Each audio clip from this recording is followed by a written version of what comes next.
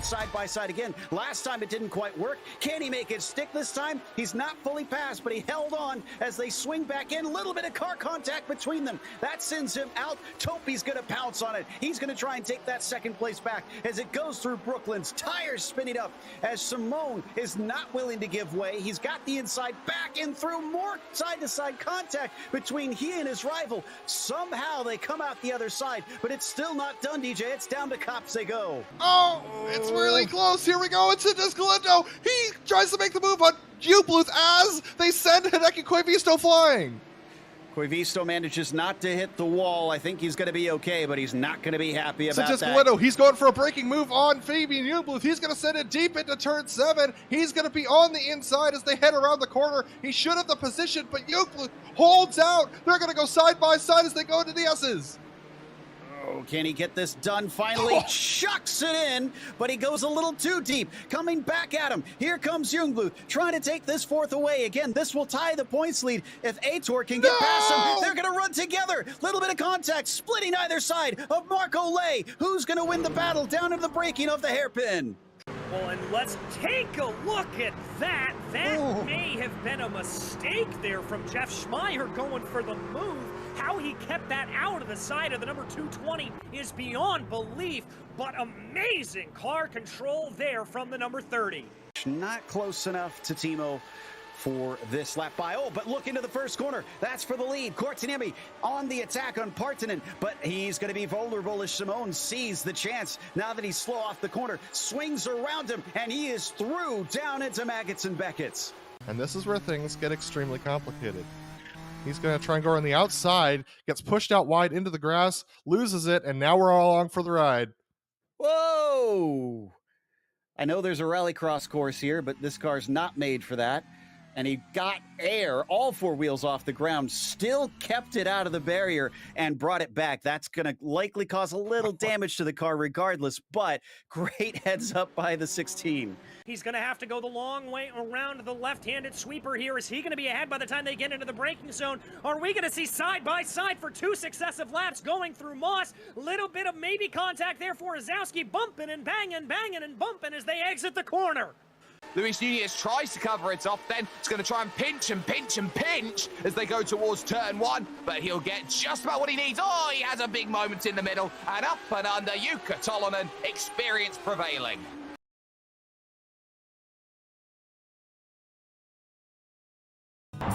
Good morning, everyone. I'm going to ride around the world. I'm Mick Claridge, and I'm going to ride around the world on my bike. My son, he gave me advice at the start of this ride, and he looked at me and just said, "Dad, don't be a moron." Let me do my animal signal to gain their respect.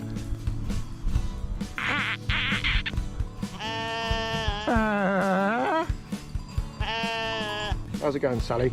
Yeah, I'm alright, Mick. How's it going? Worse than that bit in Lord of the Rings, where they go into the top and the spiders in the tunnel. I'm just hoping there's a spider at the top of this one to kill me. Freezing. And I failed. I moroned up the ride.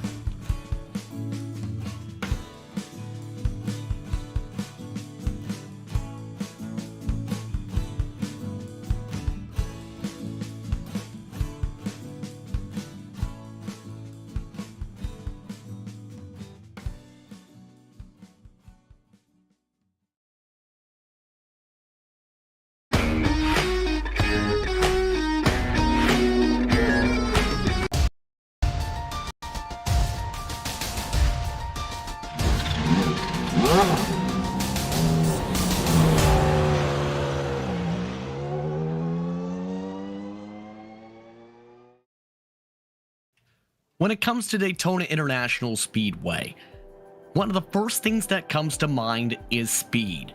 The ability to run quick, the ability to battle amongst its high banks.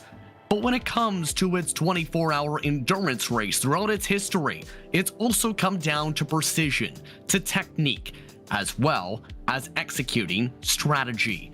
Today, the top drivers from the major series make their way to the high banks at Daytona for 2.4 hours of action, with a twist. This is the classic Daytona 2.4 for the Major Series, live on the Global SimRacing channel.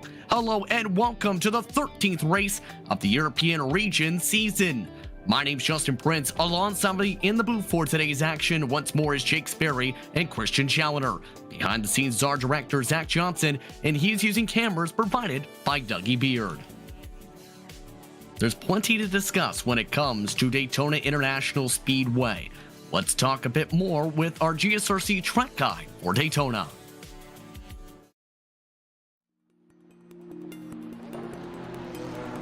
Welcome to the Daytona International Speedway.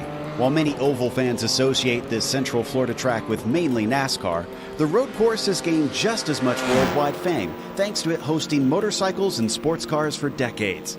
In fact, the flagship road race, the 24 Hours of Daytona, has become a major draw for drivers of all disciplines, many eager to have a go at endurance racing. The stats make this place sound relatively simple, with 12 corners on the regular road circuit and 14 on the NASCAR version, both spread amongst 3.5 miles. Indeed, a majority of the lap is spent on the oval portion, where you fly along the notoriously steep banking. But it's easy to underestimate the challenge presented to the drivers. The infield portion begins with the scary kinked entry of Turn 1. Not only is it the fastest part of the track, but the transition from the banking to the flat tends to upset the car as you slow it down. There's also the bus stop chicane on the backstretch. Added in the 80s, this is a tricky piece of circuit that punishes a poor exit severely, with it leading back into the latter half of the oval. As you'd expect, the long periods on throttle mean that drafting tends to play a factor in the racing. It also means passing isn't usually too great of an issue if you have the pace to catch someone. The more difficult thing is managing to gap your opponent so that they don't ride in your slipstream once you get by. With half a century of endurance racing collected among these walls, it's not unfair to say that road racers have just as much claim to call Daytona home. Fans who come to watch certainly won't be disappointed by the high speeds and fantastic thrills it invariably provides each year.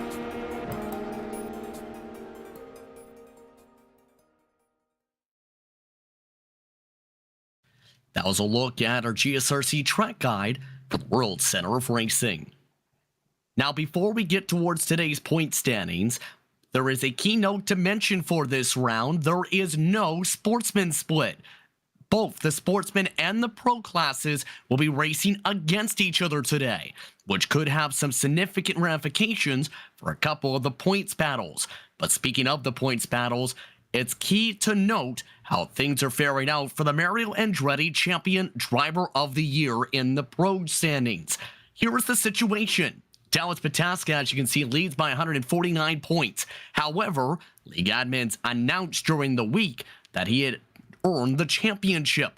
Another key indicator to help solidify that Sean Campbell did not make the minimum practice lap total for this round. He's also missed 2 total races. With the drop factored in, the championship appears to be in Pataska's grasp. Trevor Bobrovsky, though, still has a shot to battle for second in the point standings, with Ross Banfield, Devin Blanerwich, David Baker, and Travis Henderson, Ryan Walker, Josh Wolf, Cordell Colon amongst the top 10 in the standings. On the sportsman side, keep an eye on one Brian Boomstra. He has been quick throughout the week and will need that speed to be able to keep himself in front of many of his AM competitors, sportsman competitors as well, with Garen Patton, Alexander Weigert, and Daniel Holmer amongst your top 4. Also within striking distance is Edward Shelley, as well as Daniel Bloomquist. Sam Shallow needs a big gain for how things could play out here. Meanwhile, on the Legends side of the points graphics, you have David H. Baker, who has essentially solidified that by being the only full-time driver throughout this campaign. So far, Mark Redford, Mario Schroer, Amelia Galena, and Thomas Geisler have also made starts throughout the season. Legend Sport, keep in mind, Ken Schott is currently in the points lead there. Jan Brony, 59 points back. Also within distance is Gary Thomas. Mikael Hagstrom needs to be able to get a good points tally to be able to keep up mathematically for the finale at Homestead, Miami. Wolf Diedrich Hotho also in that same situation. Now, in regards to the team side, let's turn to Jake, because I think there's a lot to discuss when it comes to today on the team side. It's still close for the top two. It is, and Satellite Racing with 246 points of an advantage that might be by the end of the season unassailable, but at this moment in time, Grizzly TFR Le Mans has been doing more than enough to keep that gap at an honest distance. They'll need 2 great rounds to make sure they pull that back over the course of racing today. Grizzly TFR Daytona find themselves in 3rd on an island on their own. Apex Tech Racing Pro showed a lot of promise early on, but non-starts towards the end of the season puts them back in 4th, with Team Mad in 5th. They've got a close battle with Udox Oliver, which is really important because that is the team that consists of Ross Banfield, who has been scoring all of the points for them today. RSR by Butt Kicker find themselves in 7th, with the Leia Racing team in 8th position overall, with a 3-team battle between themselves, Sapphire Simsport and the NSH Racing team. In Sportsman as well, that's been a very interesting teams battle dynamic, because it's been all about Bright Esports versus NRG Racing ES. Those 2 teams have been dominating the top of the individual standings, and in the sports team standings, they are the 2 on top. 7,015, just 160 points back for NRG Racing ES. HW Racing find themselves 3rd, but they've got 3 teams behind them that will want to do well. Grizzly TFR Spa, the Hanson Brothers Racing, and the Black Tree Race Crew. The Apex Racing Group find themselves in 7th, and they've got their own worries. It's just 6 points between them and the Bright Esports by Glacial outfit, with No Emissions Motorsports in 9th, and the Dark Frogs Racing team rounding out the top 10 here, Justin. That's all top to bottom at the standings entering today. Now let's turn towards Christian, because the track and the race work in tandem for today when it comes to the discussion. Let's talk a bit about today's event. Well, the track is obviously one that everybody knows very, very well. The 24 is one of the most popular special events of the year, so there's no real excuse for not knowing your way around the Daytona road course at this point. But with the Audi 90 and the Nissan GTP, it is quite a different experience. Obviously, HPAT and gearboxes in both cars. The Audi's got its own kind of little sort of nuance in that you have to use the clutch on every shift, which makes it quite prone to missing shifts, as I'm sure a couple of drivers will know about with that. And the GTP is just really, really quick. And one area which is going to be a real kind of point of contention for both classes is the newly renamed Le Mans chicane on the back straight. So the Audis are much slower through there versus the GTP, and the GTP is very, very difficult to get through there just in a driving sense. It bounces so much over the curb strikes that you're really just kind of holding on. So I expect if we see any drama, that's where we're going to see it. And of course, it is a 2.4 race, so we will be going for 145 minutes today. There is a 40 incident cap as well, and that's going to come into play for sure, because it's so easy to pick up a 1X in the Le Mans chicane. It's going to be such an intriguing event with these classic machines, essentially like a Camel GT race in the midst of the major series with our competitors today. Drivers are currently in the midst of final practice. They've already set their times in pre-qualifying for how they'll start for today, but the weather conditions and how they start currently, as we approach nighttime conditions as well, are very cool. 68 degrees Fahrenheit the current track temperature, 66 Fahrenheit the air temp, mostly cloudy skies. As well, with the sun currently setting already near 5 p.m. in sim time, since the in-sim date is January the 23rd, 2023. For reference, that's 19 degrees Celsius for the air temp, 20 degrees for the track temperature, winds to a minimum so far. So in other words, with the air temperature as well, Christian, expect the times to be fast, the cars to be fast with it, how cool it is. Yeah, absolutely. Almost the coldest air conditions that we allow here, so everything's going to be making a ton of downforce and a ton of power. Both cars turbocharged with just honestly ridiculous amounts of power. If you could really put these things on modern tires, they would be very, very fast. They would easily outstrip most modern race cars in a straight line. Now, before we get towards today's action, as the drivers make their way around the racetrack, it's fourth morning first of all. Brian Boomstra leading the way in the practice session.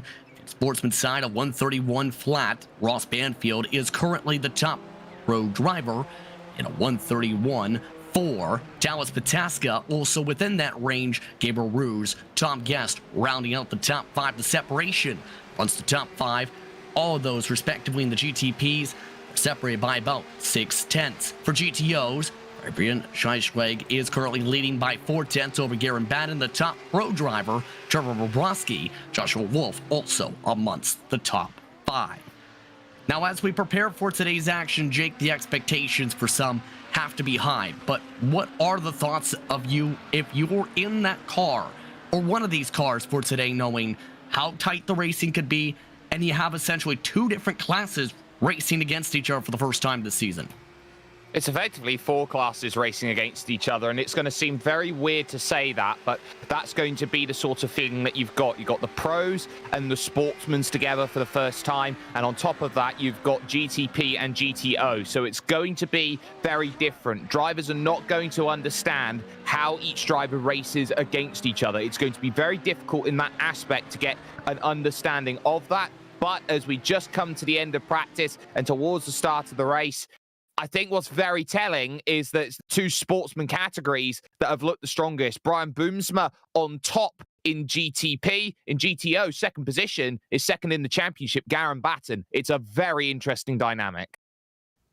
As the drivers get ready for today's starting grid, I'd like to take the time to remind you that today's charity, supported by the major series, is Forever Footprints, serving families through 3 missions of services, support, education, and remembrance. To learn more, go to foreverfootprints.org. Maximum point tally of 238 on the line today with the 2 classes of cars. It's time to take a look how they will start for today, amongst the total of 41 starters in the 2 classes total. The top starters involve your Nissan GTPs. Ross Banfield set the best time in pre-qualifying over Dallas Pataska. Gabriel Ruse started alongside Adam Slate. Anastasia Ponte alongside Cordell Cologne with Travis Henderson, Ryan Boomsra, as well as Tom Guest and Alexander Olsen, your top 10 on the racetrack, Jake. Gary Thomas then will take row 6 with Roberto De Filippis in 12th position. Byron Long will have a long way to go from 13th position, along with Diogo Teodoro in 14th place. Patrick Nice will go from 15th, and the final 2 in category will be Michael Hogg and Thomas Silbernagel in 17th position. But it is to be predicted, Christian, when it comes to the top of GTO. Yeah, Fabian Scheiss is on the pole, effectively, for GTO here, with Trevor Bobrovsky alongside him in 2nd spot. Stephen McCaffrey lines up 3rd, with Ryan Wasilewski alongside him in 4th. Joshua Wolf, David Baker line up on the next row in 5th and 6th, with Devin Melneritz and Ryan Walker in 7th and 8th. And then Tom Dreiling and the first of the sportsman drivers, who actually should really further up the field here, Garen Batten, lines up in 10th overall and on the overall sportsman pole. Behind them, Edward Shelley, Hakan Schott, as well as Claude Lavelle and Daniel Holmer, Alex Wegert and Stefan Wayne, with Dietrich Cotho, John Lane, Ambroni, and Kenneth Reeder amongst the top 20 in the class. The last drivers in the field, Thurston Oliver Zimmerman, Peter Dolmeyer, as well as Patrick Kopp and Simon Thorns. The drivers already getting themselves ready to go for today. These drivers have already sorted themselves out for the most part in their respective classes, with the pro drivers up at the front, the sportsman drivers already dropping back. It's time to go racing for the Classic Daytona 2.4. We're underway from Daytona.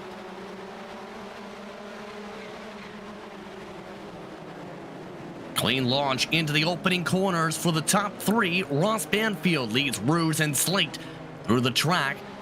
They lead themselves a 7-car train up at the head of the group, as here come the GTO starting to battle their way through the infield. And it's an important section of time, these opening couple of laps, because these are the trend-setting laps for a 2.4-hour race like this. You've got to be so alert to everyone around you. The last thing you want is to be in trouble already. Thorsten Oliver Zimmerman in the GTO sportsman group, finding himself a little bit off the road, but he manages to get away with that okay, as they now push forward through the international and the leaders through the West Horseshoe and onto the oval banking for the first time. This is a classic field, but one of the things that they'll be looking at today is the bumps on this circuit. It's a lot bumpier than the modern rescan of the track that that they've had earlier on, Justin, and as such, this Daytona circuit becomes a lot more of a challenge for drivers here today in terms of finding marker points and dealing with how the car finds its way around the surface. It's going to be a very tricky race for some today. A clean run through Le Mans down the back straightaway. In this run, for the most part, a couple drivers did have issues on the opening lap. Patrick Kopp, Claude Belval also started from the pit lane. Outside of that, clean launch for both the classes. As we end off lap 1 up at the front. Ross Banfield in front of Gabriel Roos to get the scoring. Top 6 have already ditched Cordell Cologne in the midst of the pro drivers. Yeah, Cologne there will be kind of a little bit of a benchmark, really, for the sportsman drivers to catch up to. Obviously, Boomsma, we know he is the actual fastest of the GTP drivers, but had that disadvantage on the start, having to lay back and start back there from the 8th spot. But he's going to be able to pull up using cars in the draft to kind of leapfrog his way forwards. I don't suspect we'll see him out there on his own for too long. Right now, that gap is about 2.5 seconds for reference in the only going of this run. Keep an eye on the GTPs making their way back onto the banking through NASCAR 1. Keep in mind, for reference, the GTO pack stayed relatively close compared to what we've seen for the Pro and Sportsman gap. That gap also 2 seconds under between Walker and Shelley on the racetrack. But the driver you've talked about a lot today, in terms of the speed, Christian, that 182 leading the pack early right now, already 4 car lengths up. Yeah, no real surprise to see Fabian out front here, but he is kind of pulling everyone along with him. He hasn't been able to drop Vorovsky just yet. And to be honest, when they're through the infield section of the track, everyone is just concertinaed up so close. There is a pass happening for 3rd right now. Looks like Wasilewski's going to the outside of McCaffrey. I'm not sure he's going to be able to get that done into the bus stop. Trying to get it to work, though. Wasilewski back off. Does Wolf back off? No, Wolf just locks up the brakes and misses the entire chicane. And now he has to go and take the obstacle course. So there goes all the spots.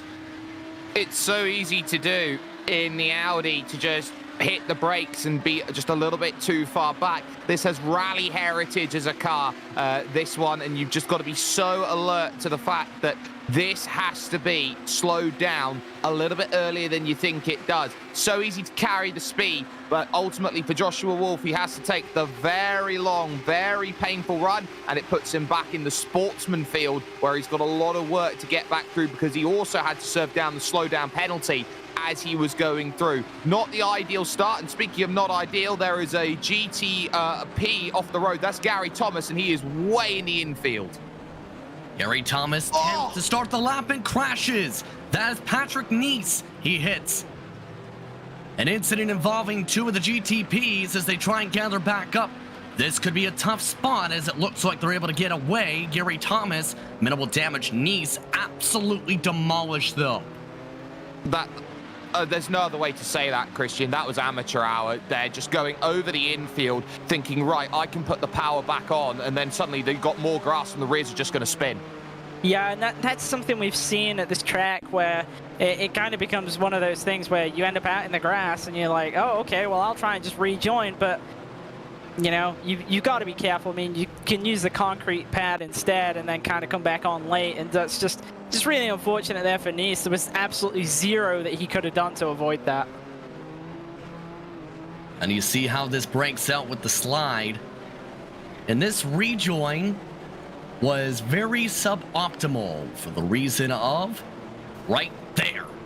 Yeah, he did get a bit unlucky with the surface transition there for sure, but if he'd have just kind of continued on a little bit longer and got onto the concrete pad, he could have swept back in and had no incident at all. For obvious reasons, Neese coming into the pit lane. That was the GTO pack he had to merge off the track to make sure there was space for. GTOs, meanwhile, Schweitzko holding on up at the front of this pack. He's been trying to hold off the runs from Trevor Bobrovsky. So far, so good, though. Bobrovsky has taken a couple peaks, has not gotten a full run to get alongside the 182 yet. I'll tell you what's going to be interesting here today. It will be strategy, Justin, when it comes to the GTOs, because something that's very interesting is whether drivers decide that they want to just fully clutch the car or blip the car. It's two very different philosophies, and they have a huge impact on how much fuel consumption you get out of this Audi. The difference between blipping and putting the clutch is that those who blip will use an extra lap more of fuel than those who are clutching. Going to be interesting for the strategy, absolutely. Seen critical throughout some of the races. See the difference on the speed already. The 182 quicker despite having the fresh air. There's the draft for Prosky now starting to balance that back out. These two have already picked up a decent buffer over Ryan Wasilewski for reference. Or should I say Wasilewski's on the bumper, Wasilewski's built a buffer. Or Stephen McCaffrey, the teammate for the race leader in this class. Yeah, speaking of strategy, there will be some strategy in the GTPs as well, or at least it's available in case anybody chooses to do it. So you can either run full tanks and then kind of do a short stop at the end, or you can start to try and split up the later runs so that you just kind of have a faster car, but obviously knowing that you're going to take that longer last stop. And it'll be interesting to see if anyone does that just to get themselves off sequence and out of the draft train, because at the moment it's looking very, very difficult to kind of break any draft. Alexander Olsen with a slide in the Bright Esports machine. Power not going his direction. His team had just announced that its own esports hub, and Alexander Olsen having a bad run with the curbing coming out of the West Horseshoe. Costs him several spots to 14th. By the way, in the class lead for the GTP so far, Jake, it's been a hot potato. Gabriel Ruse and Ross Banfield have been swapping back and forth up at the point, it's worth noting. But Ruse has been getting a little more antsy at times. There is a technical issue Banfield has been battling with throughout much of the season that has made him a bit more amicable to try and make the pass so far. Yeah, no, how do I put this nicely? It's bordering on the point of ridiculous right now for Ross Banfield, and I'll tell you why. This is a track where you need the slipstream to make the overtakes, and on that banking, with Ross Banfield blinking 3-4 times on the banking, it is costing Gabriel Ruse the slipstream every time he comes onto that straight. With that, he is unable to make the move, and it's such an unfair advantage right now for the 323, who is doing everything right, has Adam State behind him, has Dallas Pataska behind him, both of whom who could comfortably make the move. You just have no confidence as a driver when you don't know where the car is in front of you, and you're getting a speed hit when you're going along the straight because you can't reach the same speed that the car in front of you is because the car in front of you is blinking in and out. And on top of things too, this is at the time they are reaching traffic. Ruse gets boxed in behind Stefan Wayne. More than a second lost checking up for the GTO alone. Simon Thorns, Claude Paval, just up the road. This is the first traffic management of the race.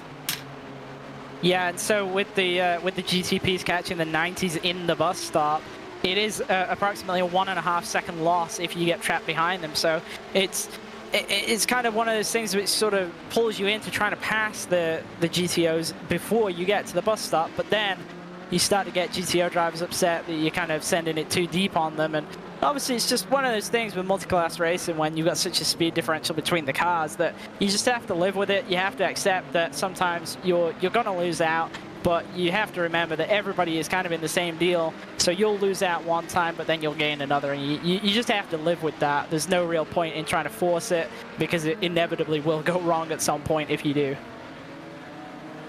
It'll be so important to make sure you keep the car clean and out of trouble, absolutely. Kenneth Reader, they just passed on by the way. And one more car has gone around. It's Byron Lawn, this time in the 5 car. That is a very damaged front, and I expect that might be a trip into the pits. They do have one fast repair available to them here today, but that is a massively shunted up number 5 Nissan GTP. So there is troubles right there that he'll have to try and get back. Fortunate thing is he is going to get going, and here on the GSRC replay, it looks like it's going to be a solo car incident just running through the initial corner, and that's just power too early, and lucky he didn't actually jump over the pit wall.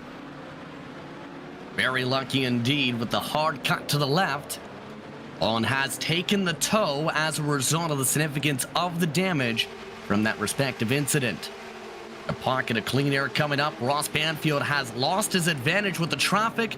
Now they have to deal with Garen Bannon and Alex Weigert. Weigert, for reference, is in the top 10 in his class so far.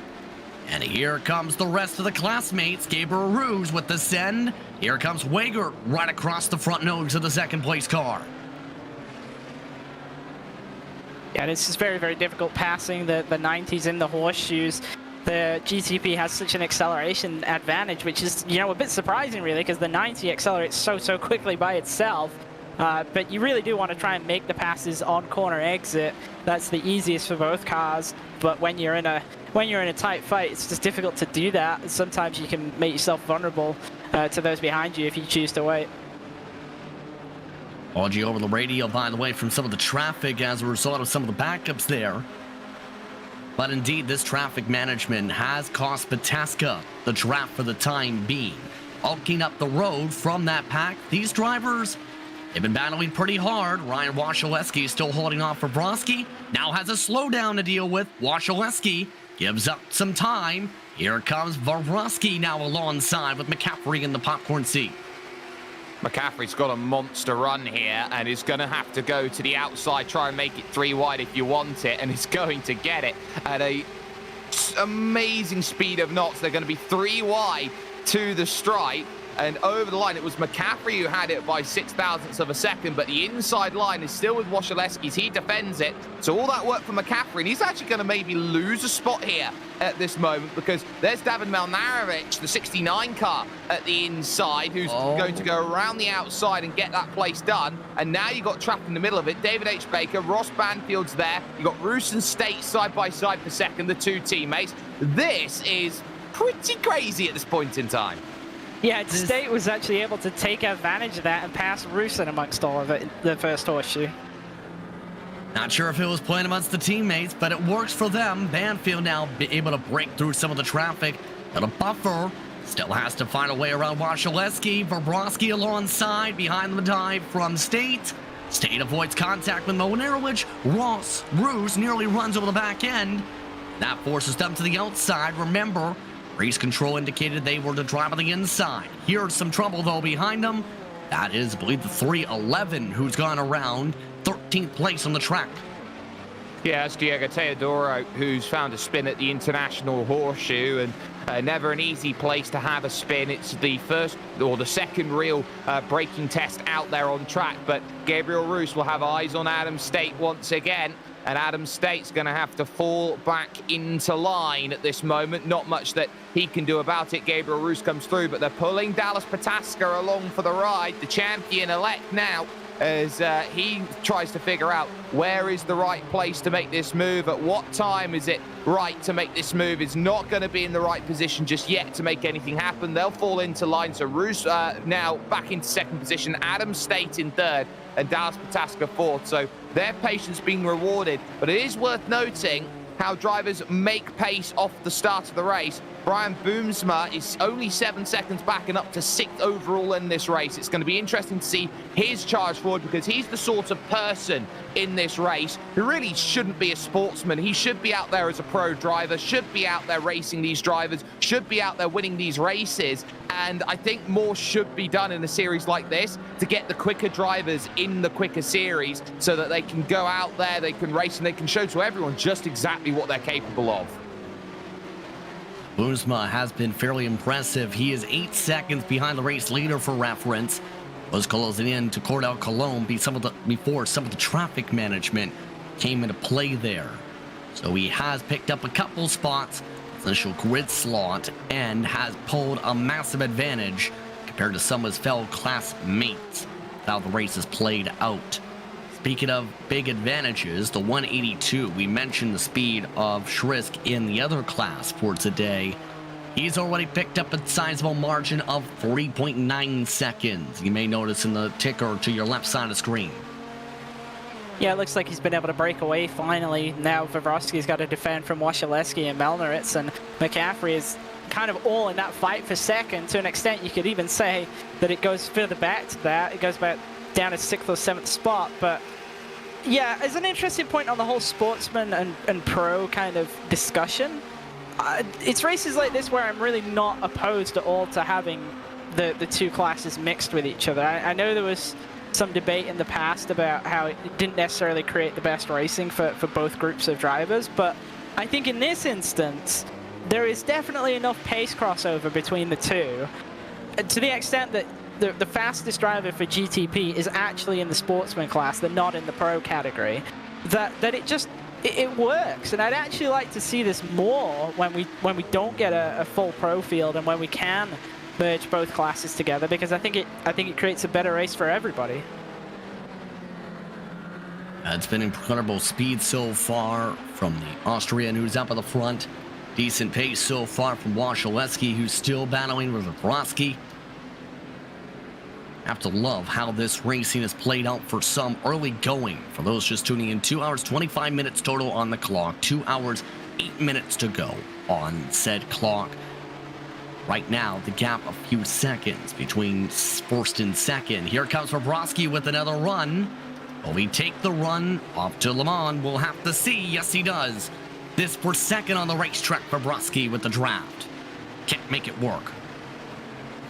Wasilewski is going to do everything in his power to try and defend this position outright. And that much we do know. The traffic will go around the outside then. That'll be Silbernagel who makes that move from Sportsman, but it does allow Trevor to move to the outside, figure out the move. Melnarovic's teammate is going to be there sitting. McCaffrey with the best seat in the house as he watches, just like Christian McCaffrey would on the plane to San Francisco. Here comes the look then again to the outside. Bobrovsky's got to try and hold this one the long way around, but Wasilewski defending that inside line at turns 1 and 2 does pretty much all enough and gets the margin needed to cover it off at the International Horseshoe. There's a GTP off. That's Gary Thomas, who's off in the grass on the infield. Yes, you see Gary Thomas up the road, and he'll come out in front of this battle. So a bit of a slide through for the most part and how things have played out. So keep an eye on the 86. By the way, announcement coming in from some of the organizers just now for the Majors Garage. I believe some congratulations to somebody in the booth, Christian. Yeah, I'm not quite sure actually, because I thought that I could have been overhauled in points based on drop rounds, but apparently I can't. So at least I don't need to worry about where I finish tonight. So that's kind of fun, especially with how much I'm kind of struggling to get through the bus stop. For reference, Christian Challenger runs in the American splits. Would be championship number 4 for you. One of the winningest drivers, in fact, I believe the winningest driver amongst the majors field. Congratulations. Can I just point out that an American has just won the European split, and a European has just won the American split? What's going on? It's the times how it works out. Like, honestly, that's really what it comes down to. It's a lot more convenient for me to race the American one than it is the European. Correct me if I'm wrong, you also won a European championship a couple of years ago, right? Yeah, I did. I want to say that was 2019, I think so. Yeah, I think right. 2018 was the first year I ran, and I ran in the Americas. I actually missed the round that was going to be these cars. It was the exact same round was the 2018 opener, and I actually missed it. And I'm still convinced that the reason why I lost that was because I didn't have a drop round to fall back on. And if I had that, then one of my disconnects later in the year wouldn't have been so costly, and I would have had enough points to fight with Blake. But you know, that's how it goes, and I kind of think that the same has happened the other way around this year, because you know, in Americas I actually haven't won as many races as I have done in the past, and I feel like the competition has been stronger. I actually feel like Andrew Waring has been very, very strong this year. He just hasn't his worst rounds have been worse than mine, and then I think he's had to miss a couple as well, and that's what's really cost him, because if he hadn't had to do that, it would have been really, really tight, these final 2 races between myself and him. Congratulations again on the title fight. How things have played out for those tuning in. That same announcement coming in during the week for Dallas Pataska. Pick up a title. in the European side. With this start today, securing that championship, he is up to third, made the pass last time around on Adam State, and is starting to pick up some tempo, trying to keep up with the top two. Traffic has been the major mitigator of that. The top two, for reference, Banfield and Rouge, are within 0.3 up the track. For reference, for Pataska, we've seen him have a strong chance. Last year had some slip arounds with some of the traffic for the end of the season, but still, this season, 4 wins coming into this event. You see the battle for first and second, though, about to reach more traffic. It's going to reach 2 types of traffic as well, because Byron Long, who is just in front of them, is lap traffic of the GTP variety. So these 2 up front, they're going to have to be very alert. All traffic dives to the inside, doesn't want to deal with too much, but it's up to what Gabriel Roos wants to do with Ross Banfield. He can sit a long time and wait, and now you're going to have to flick away around the traffic. That's very aggressive by Ross Banfield. Oh, that was nearly trouble for the race leader overall. Thorsten Oliver Zimmerman going around and being demoted to the back of that group. That is probably the scariest moment you can have as a driver. The back steps out right in front of the pack. That was near disaster, absolutely. Yeah, indeed. By the way, that lap car was Long, who's already taken a tow and a fast repair, Christian. Yeah, so I just went back and took a quick look, because from my camera angle, it wasn't clear if there hadn't been contact between Banfield and Zimmerman, but there hadn't. Zimmerman was going around really before Banfield arrived on the scene. But yeah, one of the most frightening things you can have happen there, because once you're kind of committed to the turn in, you just got to hope that that car is going to not be in the way by the time you get there. Let's take a look at the contact here. And no contact, should say, but there was a major drift right across the front. Yeah, absolutely. After you. Still able to hold on to it, though, without damage. He's in 37th position, 20th in class, for reference. That caused a major breakup, though, a bit with that traffic. 4 seconds of it between State Pataska's pack compared to Rouge's pack. There's the swap, 118. State's been doing a solid job so far in this race today. We haven't seen too much of him, if at all, this season. Well, the thing you've got to remember in the early stages of this race is that the traffic's going to be a much more bigger factor than it is later on. You're going to get major jumps in terms of how traffic works. In the early stages, you're going to find a car here and a car there at around 1.5 hours to about 2 hours. So these early stages, this is the toughest times, and also the most predictable times for the traffic. The one thing that makes a difference later on in the race when it comes to traffic, Justin, unpredictability. When you've got one car here and there, it is unpredictable how and when they're going to brake. When you've got a massive pack, you effectively can say, well, they're going to fall in line because they're in a battle of themselves, and you've just got to be so patient in the later stages of the race to know how predictable vehicles are going to be. Predictability, a major thing with the traffic management. Yes. Now, here's the interesting thing I want to discuss, Christian, on this. How do you think the strategy will play out? As that was a beautiful camera view from our producer, Zach Johnson. In all seriousness, the strategy, how does that look picture-wise today?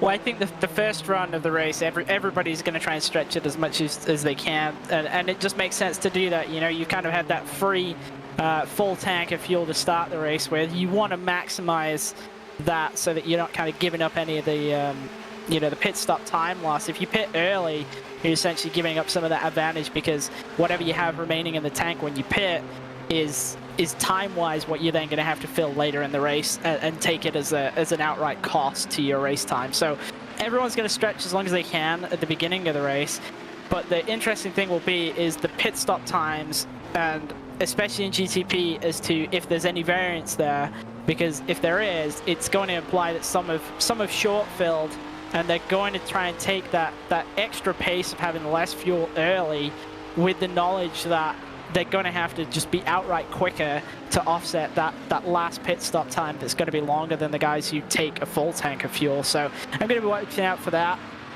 To be honest with you, I'm a bit unsure as to how it's going to work out in the GTOs. There was a little bit of talk that you might you know, be able to kind of stretch fuel a bit with the shifting and whatnot.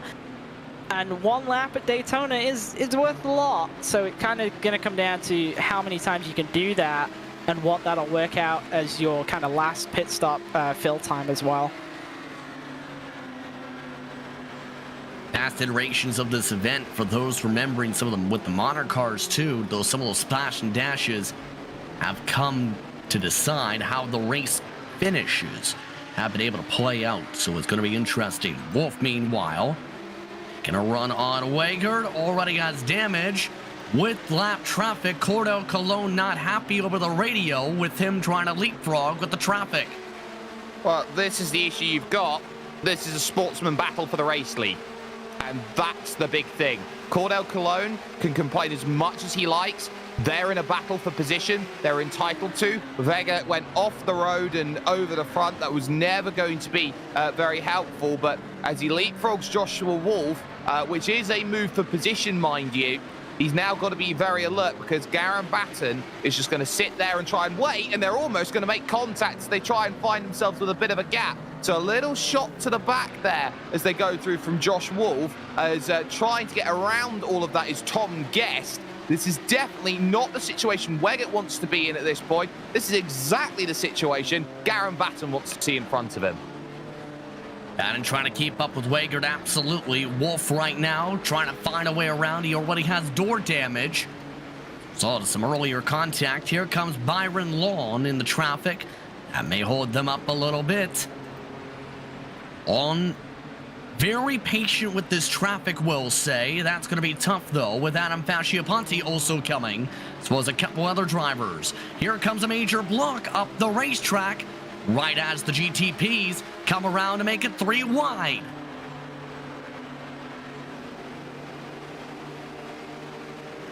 Wolf not. Here it comes. Having to back it up, Christian. Yeah, the 14 kind of tried to force the 12 there up the racetrack a little bit right as the GTPs were approaching. And now 14 goes topside. I wonder if he's picked up a slowdown, and now he's going to try and clear that. Gives the swap around, it looks like, finally giving him the space. I wonder if this is coordinated, because it seems like Wolf and Weggett are on the radio together, and they're trying to coordinate in such a way where they can maybe drop Garen Batten off the back. It might be a case where Weggett understands that Josh Wolf has a bit more pace than him, and there's no point really having a race with him at this point in time, this early in the race. So I might as well just sit behind you and not have to worry about racing someone who's not in my category, who's not going to be scoring the same points as me, where I can maybe just try and follow. But that plan's not working out very well, because Garen Batten is pretty much all over the back and trying to figure out a way to go through. That's despite Batten having significant right side damage. Smoke in front from the tires of Wolf. Trying to go for the diamond is Batten, out for the West Horseshoe. Weigert trying to play defense in the midst of this traffic. This is also allowing Wolf Dietrich Hotho and Shot Claude Beauval all amongst this fight now, potentially for that respective grouping's top positions. This is again the battle for 10th overall in the class for reference.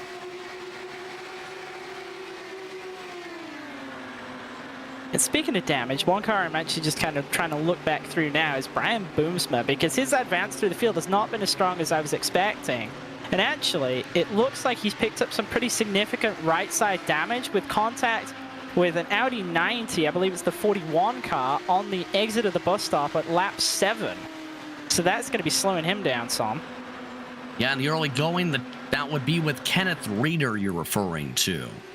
So that's the reason, in part. Boomstra is 10 seconds adrift. Here is Kenneth Reeder for reference. Oh, there's a big off, actually, just in front of him. Patrick Kopp was off the road. So Kopp finding himself together with one of the GTPs, actually. In fact, it was Dallas Pataska he got with. Oh, wow.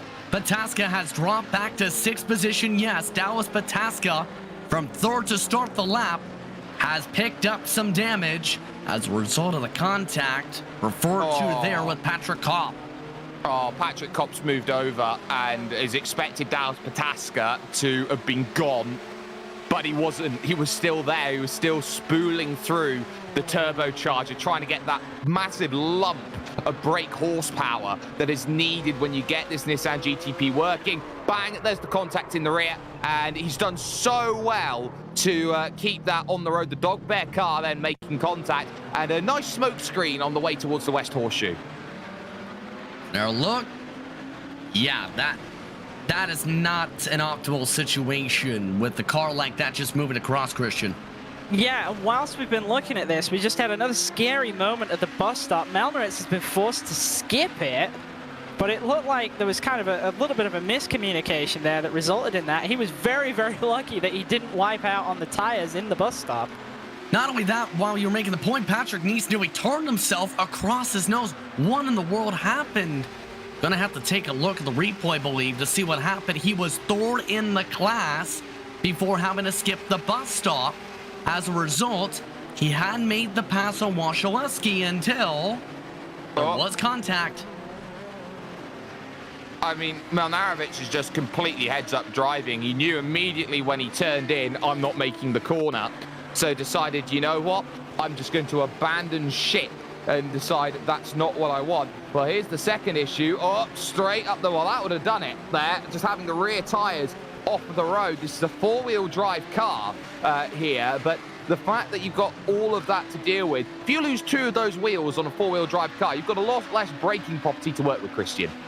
Yeah, absolutely. I mean, he's going to be completely a passenger in that one until the rear tires reconnect, and it did look like he got a bit unlucky there. I thought he'd cleared the entire kind of slalom of tires without any incident, but it looks like he just clipped the very, very last tire wall with the left front, so hopefully that's not giving him too much damage, but it looks pretty ugly out there right now.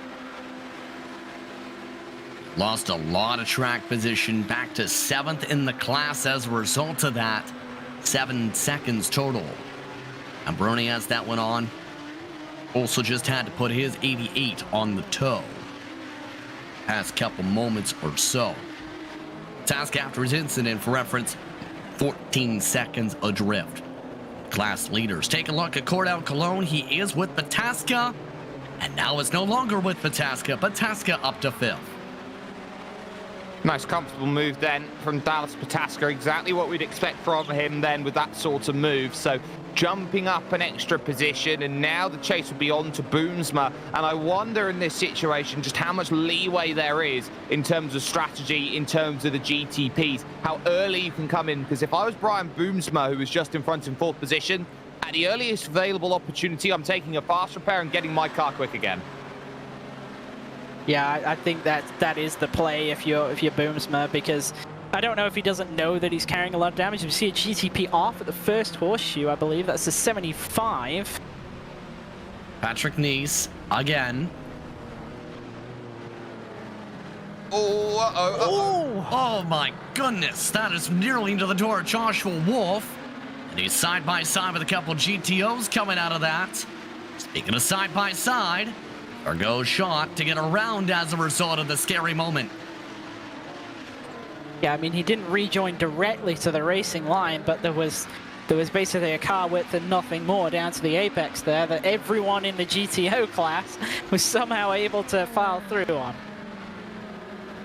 Now it's the question, how do they handle Nice if he tries to get around? Keep in mind, Nice has demolished the left side of his car at this point. Keep in mind, the separation building up the pack. There is the damage we're talking about with Nice. It's been hit around a couple times. Gary Thomas already zipping around with fast repair up the road. Battles forming. Clavavo making a pass. Also the top 3 group in the pack has grouped back up behind Wolf. Wolf has become their Pied Piper for night. All of this group right now behind Joshua Wolf is your sportsman category lead. There's a little look to the inside then coming along just in front. Wasilewski holding off David H. Baker and Edward Shelley, who are there in 3rd and 4th position. So important racing for Vroski, a long way back now from this group after having a few troubles a little bit earlier on in this race. Lap 17 lost about 7 seconds out there overall, so completely dropped off of the face of the earth there with what went on. Had to skip the chicane. That's why he was way down the order. But it's an important stage of the race now. You've got about halfway through your stint. You know you've got yourself a little bit more, or in fact, you might even be halfway to almost there. And you just got to focus now on strategy. Get to the right number at the right time. Keep in mind, about 71 laps to go for the GTPs in this early going. Or the GTOs, 62 more. Meanwhile, more trouble and a demolished race car. That is Thomas Sobernagel, who had gone from 17th to 10th, another Black Tree race crew machine demolished. Yeah, he's wiped out on the exit of the bus stop there. I think we'll have to wait for the replay to come up. But this is the thing I'm most terrified of tonight, because it's so easy to just lose the car through this section. You see here, you see the bounce starts, and then it kind of just keeps going, and it looks like he just drives straight up into the wall. But that's really not what happened.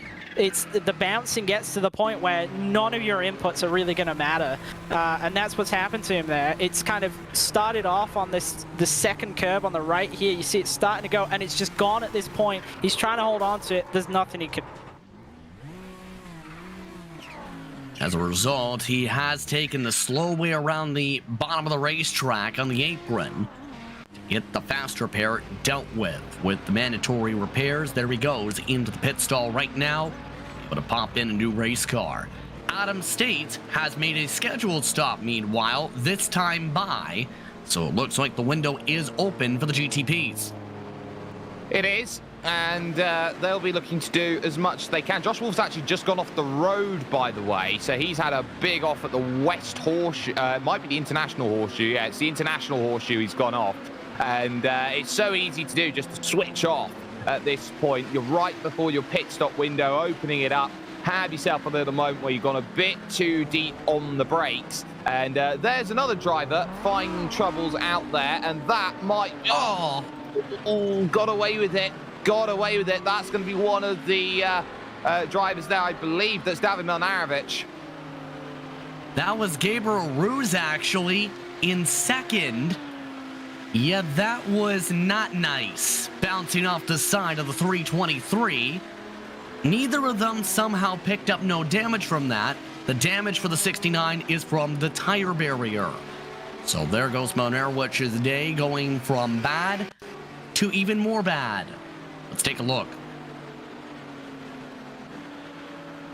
Well, it's just about focus here.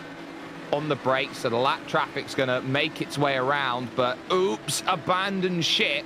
And the worst thing you have at that section of road is that all of those barriers there are to protect the light fixtures that are there, which keeps this track lit during the evening races that are around there. And basically, there's not much you can do. The barriers can't really be moved from that position, and you find yourself stuck. Now we're in full pit stop territory at this point in time. Into the pits will come a number of drivers then, and I believe Ross Banfield has become one of them. So Banfield departs then from the overall race lead. It's going to take that stop. It's going to come off of the jacks, wait for the fuel and get away. And pit exit's going to be really interesting here today.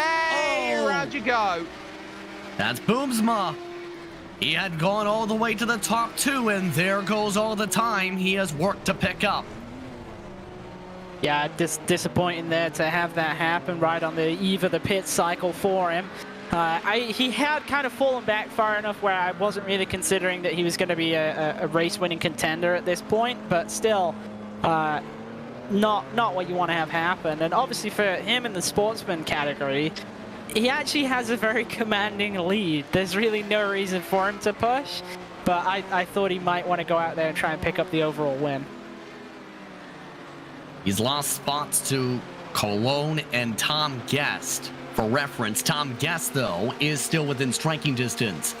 While GTOs starting to zip around. Wasilewski continuing to work with some bumps with David H. Baker in the pack. Edward Shelley also trying to find a way to make a nice jelly-proof move. no move yet. In fact, they lose ground on the exit. Yeah, no way to make a move just yet. No point pushing the boat out too much when you can make that pit stop. And this is one of the unique pit stops out there because you're going from the fastest point on the circuit to the slowest, and it's such a wide entry onto the pits. We see it all the time when it comes to likes of NASCAR, how drivers very easily speed coming onto the lane, and in comes two of the NRG cars at exactly the same time. Oh, sorry, there might be Bright Esports cars at exactly the same time, but everyone jumping into the pits then. I think we've just reached the same cycle. It is expected that GTP come in before GTO. Yeah, what's interesting is Roos is still out there. And Roos is going to go a number of laps longer than Banfield did, as is Pataska. At the moment, it looks like he's going to run at least 2 laps longer.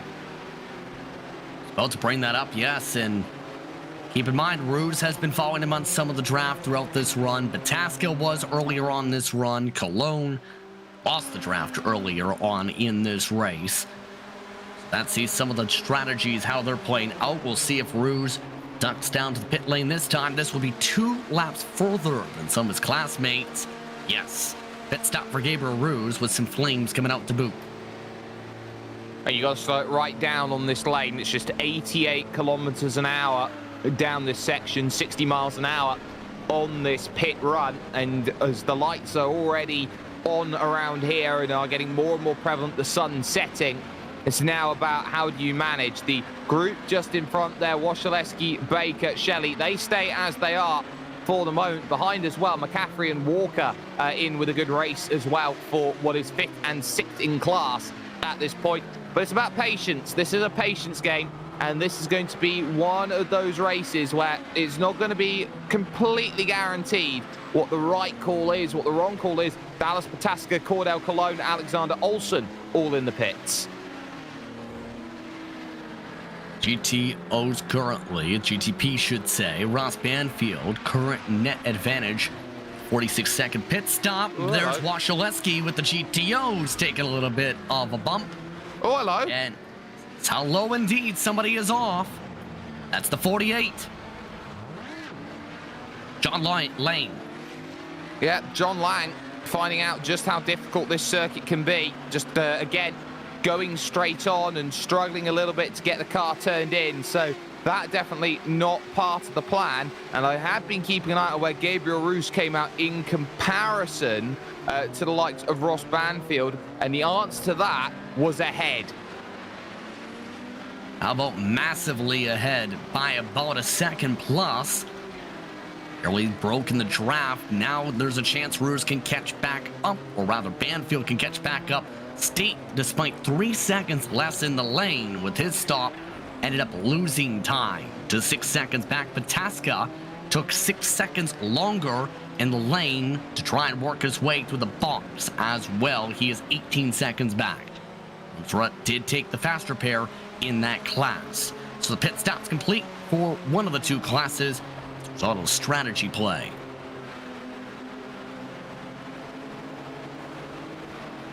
Now it's the interesting mark of when the foot drops for the GTOs. We've already seen some of the battling with Wasilewski, Baker, and Shelley.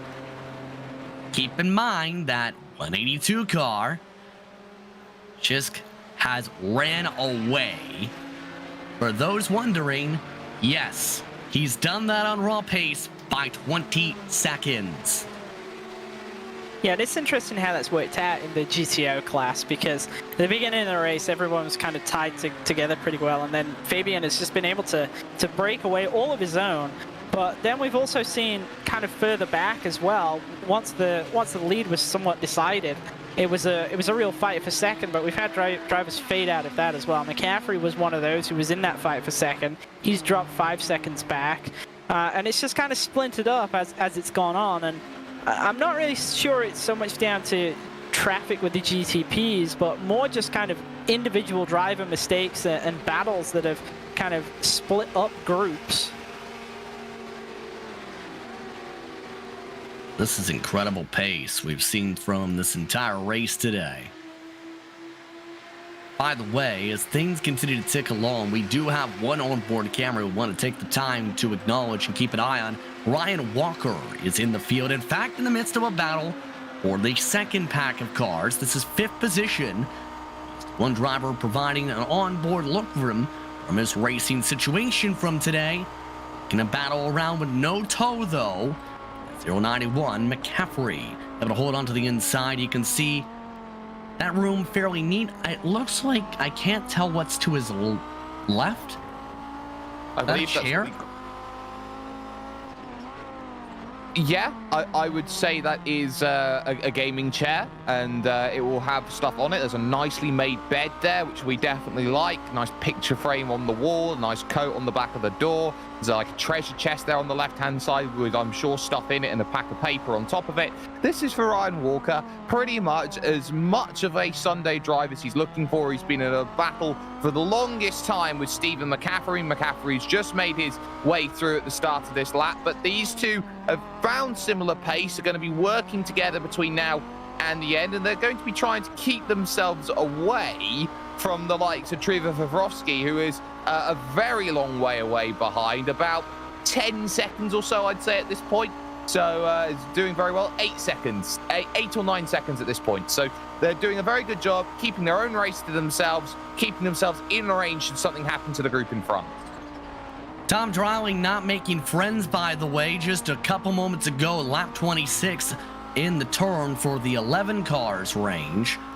He hit the 29 of Boomstra and gave him left front damage. So Boomstra, who's already taken the fast repair, is dealing with significant damage. Cordell's just had to turn around at the horseshoe. Yes. Henderson also just had a rage quit. Boomstra just nearly got involved in a second incident in live action. Here's a look at Henderson. He's done for the race, just elected to park it. But Boomstra has had a disastrous lap as a whole in the 24 car, partly because of, well, this.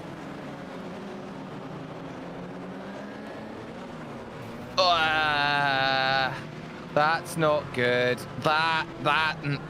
That's not good. Everyone's going to have differences in terms of braking, and one of the properties of this Nissan GTP is that you can get a long way underneath that rear wing through the slower speed sections because of how downforce was effectively put on this machine. This is a car that at the moment, yes, effectively is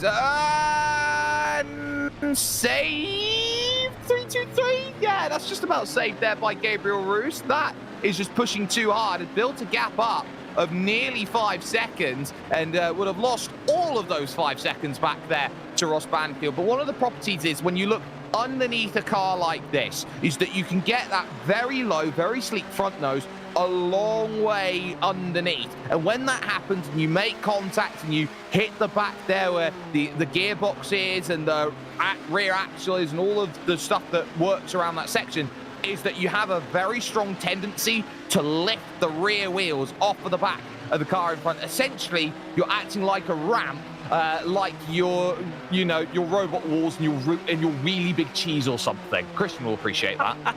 Yeah, I absolutely do. I'm not sure that JP knows what we're talking about there, but yeah, I know exactly what you're talking about. Justin, BattleBots. I know what BattleBots are. Thank you very much. Speaking of battles, Ross Banfield, despite the technical issues in a GTO, hello, trying to battle. There goes damage. There goes Ruse. There goes the race lead for Ruse. And one mistake, we've talked about it, one mistake compounds another. You get in the wrong position through a certain section of track. This is just way too greedy. Hey, look, middle of the road is being shown at that point. Oh my goodness, in her more car. Contact afterwards. That is Silbernagel and near contact with Peter Dahlmeyer. Ruse, oh my goodness, this lap has been a disaster for him. I mean, where do you go? There's so much to break down. Let's take a GSRC replay. That's probably the best idea. They decide, you know what, let's do Schumacher, Hakkinen, Zonta here. We're going to go both sides of the lap traffic. Lap traffic does the right thing. Hold to the inside. What you don't know is that there's a Gabriel Roos on your inside, and effectively by direction, Gabriel Roos just put himself in so much danger with that move. Then you got Dolmeyer just in front, who's going to go around with a little bit of contact here. You're going to see it in the front of shot. There's the contact with the GTO, and Roos has to get out of the way. He's at the very last minute, couldn't quite get out of it, loses another spot. And as a result of that adventure, Roos has lost 9 seconds and has picked up significant right rear damage. We've seen impact 29 much of the race. On the bright side, under attack by a teammate. Wait, that's not a bright side. That is State zipping on by him, with Dallas Pataska back in the conversation for second. Yeah, it's been a bit of a disaster here, I would say, for the satellite racing guys. Obviously, Pataska was spun around a short while ago. Roos, I feel like that was on Roos, that mistake. I think expecting to go to the inside there and just be gifted it by the Audi was just... It was too late on to think that was going to happen. The Audi had already kind of committed to the turn at the point where Roos was trying to get to the inside. So I think he should have expected the door to be closed there. But then immediately after that, Adam State, doing nothing wrong, had to avoid another GTP right ahead of him. And it's lost. These combined incidents have lost all 3 satellite drivers, essentially 9 seconds to Ross Banfield, who has just really kind of been gifted the race lead by a significant amount here. Oh, David H. Baker has a black flag, and he's down in the pits again. Yeah, right in the midst of the GTO pit window. That's why you may have noticed some shuffling as a result of some of the craziness. On top of things, the entry we might need to look at, because it's not because of the speed, it's because he nearly rammed into the back end of the car in front of him, peeling off way early was doing. And then the 303 you see here cut hard left with Baker to the inside to try and make his box. Look at how crazy is that? Here's the explanation via video. Well, the issue is you got the black flag before he came down the pit, so this isn't for an unsafe pit entry or anything like that. You can see he's way to that inside. He's allowed to do it, but suddenly here comes the pit box. Oh, hard left. And one of the issues that a lot of drivers don't understand is when a car in iRacing becomes ethereal on the pits and when a car doesn't. Essentially, when you're in that left-hand box lane, the car is, you cannot touch the car that's in front of you. You can drive through as many cars as you like. The moment you come out right onto the transit, onto the exit lane, which you should do as you're trying to pit, essentially your car is there. If there was contact in that situation, there would have been physical contact between the 2 cars, and it would have been a turn across the front nose by David H. Baker. Drivers don't often understand what makes a car ghost in the pits and what doesn't, but a lot of drivers should know what does. And it's happened a couple times. I think we've seen it as well on the service as drivers, Christian, too. That happens a fair bit if you don't realize that situation. Yeah, it absolutely does. And, you know, pit entry at Daytona specifically has kind of always been one that surprises me how much everyone else gets surprised by it. We see it with the stock cars as well. It's very, very common to see people looping it around on entry, just trying to get it slowed down for the cone. We've seen drivers just completely miss it and end up in the grass. We've seen what we did there, where people don't know where their pit box are.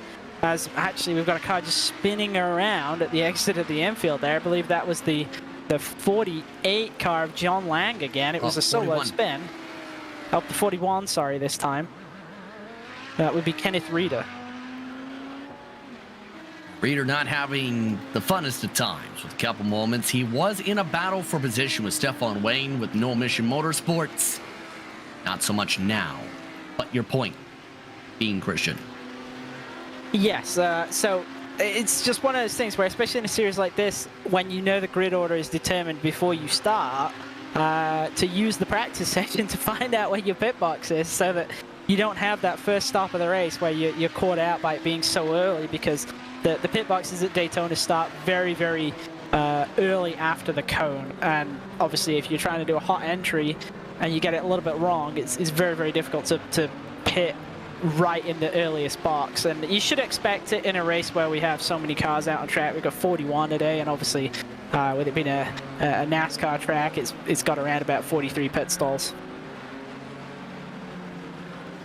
Well, in iRacing, technically it's 40, because NASCAR cut down the maximum size to 40 at one point.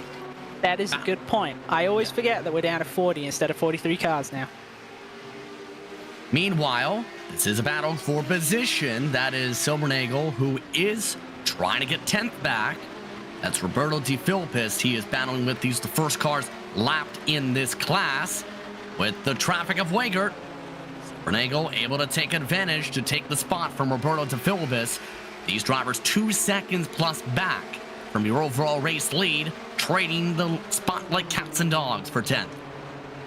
Straight back to the inside, going through this very, very gentle left, which leads into this next section of track. Now, turn one's going to be really interesting in terms of how drivers look to approach it between the different classes, because of what is essentially the difference between aerodynamic grip and mechanical grip. So the difference between that is you've got a very aerodynamically sensitive Nissan GTP and a very strong mechanically gripped Audi GTO 90. The difference is Silbernagel will now make the move through around the outside of Roberto De Filipis, will take the place. The difference between them is very simple. If you've got aerodynamic grip, you're very good through high-speed corners. Mechanical grip, you're very good through low-speed corners. You've got a corner at turn one, and I know it's taken me half a lap to get to this section, but I'm getting there.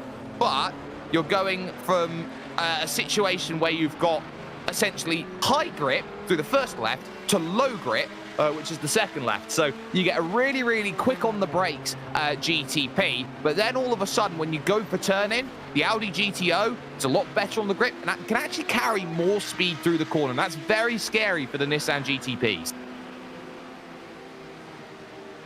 And we're seeing some of that speed right there through Le Mans, for example, through the backstretch chicane. Opus is losing ground. Last time 2 seconds off. They're in the 137s, these cars. The leaders in the 132s, a 5-second lap difference. Here comes the run again. Look side by side. They have built up a buffer over some of the others. Brian Boomstra closing in on Fasciaponti. Here comes the run again to Filipis, on the outside this time as he outbrakes himself. It's very easy to do that at turn one as well, because the track camber kind of slopes away from the apex. So you see a lot of different lines through turn one at Daytona, because there's the option of running it very, very tight and not kind of having that camber work against you. But you know that you're kind of giving up that sweep in that you used to using on most corner types. Or you can try and kind of do that arc in, but you've just got to be very, very aware that if you get it a little bit wrong, you're a little bit too wide, then you end up way out on the off-camber section where there's just not a lot of grip, and it makes putting power down quite difficult on the corner exit. Absolutely at this point. Keeping an eye, meanwhile, on Claude Belval and his respective pack. For those curious, this driver's still battling for 11th right now. There's a bit of a slow up, and there's a position swap. Weigert able to pick up a spot from that situation. Build a big buffer now over Belval a bit. Ken Schott is also within shouting distance for this pack. They have 49 to go this time in this class. They do, and for Håkan Schurt, this is going to be just being patient right now with Claude Belval just in front. Alex Weigert has struggled maybe a little bit to get back to pace, and that was just about as much of a struggle as any of it. Didn't get up onto the banking, had to really fight. That limited slip differential that's in these machines is very similar to what you see in rally vehicles out there. That is, when you get a different property of grass and tarmac, for example, it's going to go to the place where it has more grip. So if it's going to struggle when you get out there on the grass, it's going to try and find as much grip as possible and continue to move over to one property or the other. It doesn't like running in a state of flux, in a state of both. Oh, throw to the inside there for Håkan Schurt. He's got nothing he can do about that. Claude Belval was making sure there was no way that he was going to lose that one outright. He's got eyes on Weigert. As in front of that, they've got Wolf, who's not in class sportsman for them. But Garen Batten has just ever so quietly walked away and spin just behind him. That's Cordell Cologne going for a bit of an oopsie-daisy round you go. Lone in the 8th position. Rejoins the racetrack. No troubles there on the rejoin. At this point, already zipping our way essentially towards the midway point of this event. Currently, Ross Banfield up in the lead, 11 seconds over State and Pataska and GTP. GTO compared to that, because Shisk continuing to control that over Washaleski, Shelley, Walker. Once the top runners in that respective class. Keep in mind, go ahead, Christian.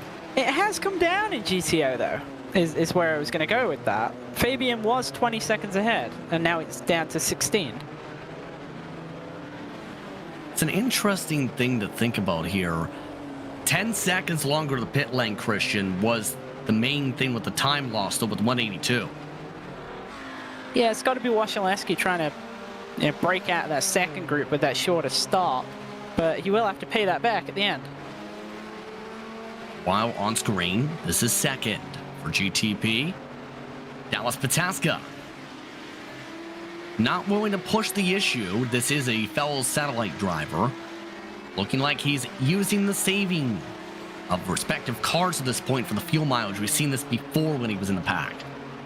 Yeah, and I think with this group, there's obviously been a bit of a shake-up here, and Roos is in trouble. Roos has clearly got damage to the car after that incident we saw with him down at turn 1.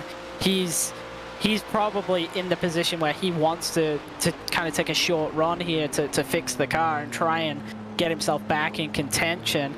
At the moment, it doesn't look like State or Pataska. State gets checked up.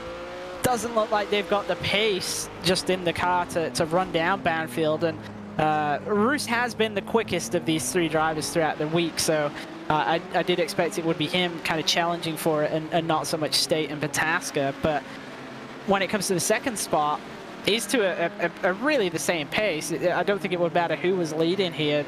I don't think either of them are actually going to catch Banfield.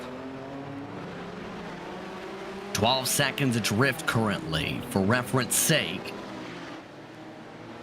Roos is 3 seconds back of them adrift as well. This class coming to 53 laps to go. I was curious in the time marks with the GTOs. 182 and the 86 currently. You mentioned those time differences. Right now, the lap times though, you look at this, look at the way it's going. Washaleski picked up 3/10 a lap in one time.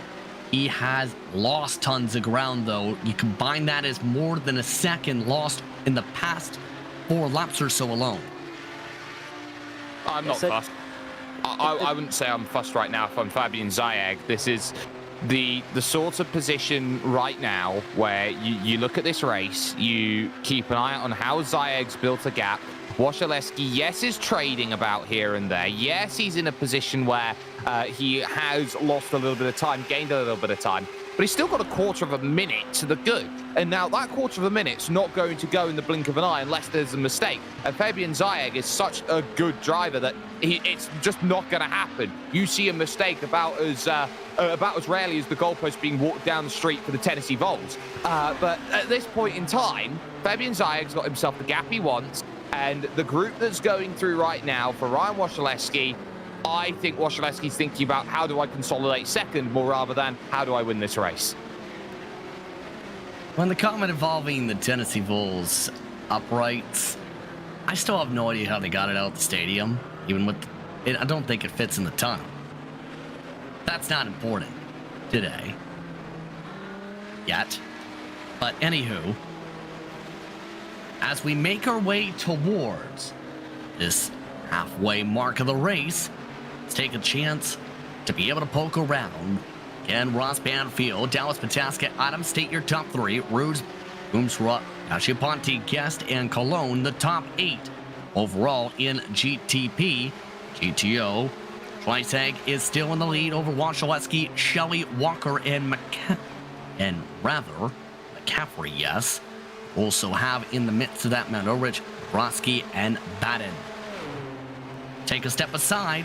More coverage coming up after this side by side.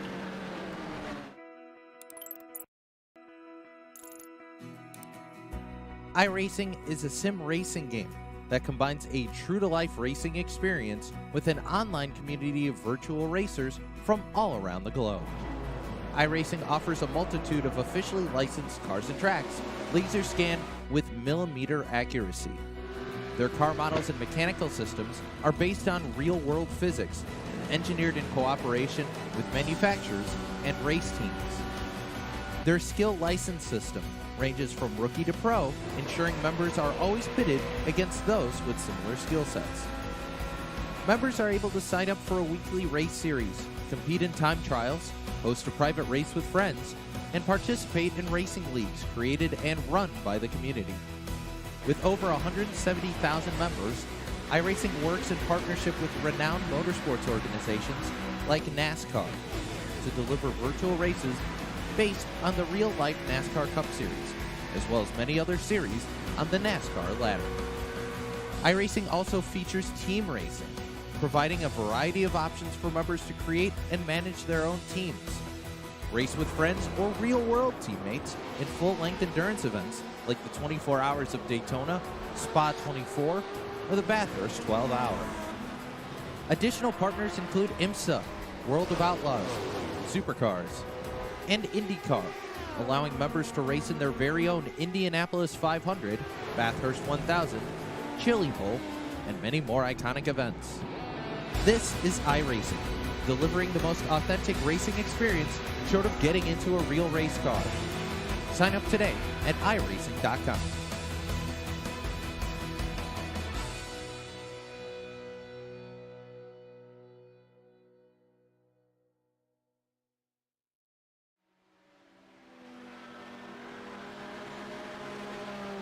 Welcome back. Trouble for the 29. Just moments ago, he was in the battle for 6th in class, or had been in the train with Fasciapani for 5th, before contact with Daniel Holmer nearly helped send him around in the midst of Le Mans. He also snapped it back across the track with Roberto De Filippis for significant damage. The 29, who was the fastest driver in final practice, well, he has massive damage here. Well, he hits the brakes, goes through the first corner okay, but then he's all heavily over the curb.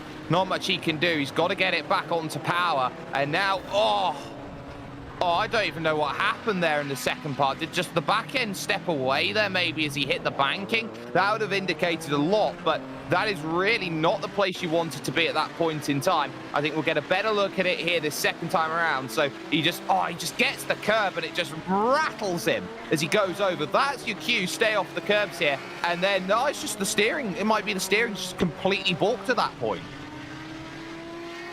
Yeah, I'm not so sure. I think it's when he's in a kind of a high gear and he's trying to get back to power, and you know it's different kind of an issue with where kind of boost is, and then as soon as he actually gets all the power, it just snaps it to the side. But yeah, it's been unfortunate for Booms, but I felt like this could have been a race that he could have won, and it's just really not gone his way today. Right now, 29. So a little 31-second pit stop is back to the 9th position and off cycle for the remainder of this event. A Baruz, for reference, he's already taken pit stop as well. A lap prior, he is battling with Cordell Colon in turn for 6th spot after having to come in.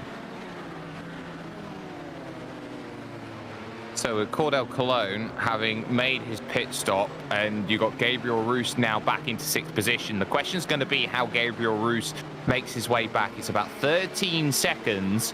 Tom Guest, who is in 5th position, and they're going around the traffic. It was just a 5-minute portion of madness, really, that really put Gabriel Roos out of contention for the overall race victory. And I believe he is someone who does have that ability in the 3-2-3 to go out there, to be consistent, to actually be a title challenger in future seasons. The only issue that he's got is he's got to stay consistent, and that's been the one pitfall I think he's had consistently all season long, is that he's been consistently inconsistent. Yeah, that's not a good thing. Be consistently inconsistent. Let's take a look at some of the other battles meanwhile. Seen a lot of shuffling with Belval. We've seen a lot of activity for Josh Wolf today. Wolf currently with a clean race car, and Cologne has gone around again. Bordeaux Cologne back to 7th again. Yeah, and Cologne's kind of had a bit of a time of it. I think it's fair to say that the past couple of rounds, it doesn't really look like they've suited him particularly well. It kind of started off at Motorsport where we saw him have a lot of off-track incidents in the Silverado, and it then kind of didn't really improve too much since then. And unfortunately, again today, it looks like he's having the similar number of trips through the grass. Cologne has lost the chance to battle with Rouge for the time being. Have to deal with Waszolewski, who's trying to deal with Jan Brony. It's the battle. Some of the other close battles. Side of this traffic management that is building a brick wall. Walker and McCaffrey also close. There's the traffic for Brony, letting both of them, he's attempting to let them go. Wall and Wolf are close. Weigert and Sean are also close. Drelling and Wayne are also on the same lap and fairly close. So this is towards the rhythm part of the race when it comes to even a shorter style endurance race, Christian, where much of the field gets spread apart to small groups like this. Yeah, this is where the strategy side of things really comes into play, and it becomes down to what we were talking about a little moment ago in terms of the consistency. That you really do damage at this part of the race just by being consistent, hitting your strategy targets, and not creating any unnecessary drama for yourself. You see a cone go flying there. That was a really nice field goal attempt there. But anyway, back to the point. At the front of the field, it looks like that's exactly what Ross Banfield's doing, and the same for Fabian Zajcek in the GTO class. Both of them have kind of just got it under control. They're running their own race. They're not making mistakes.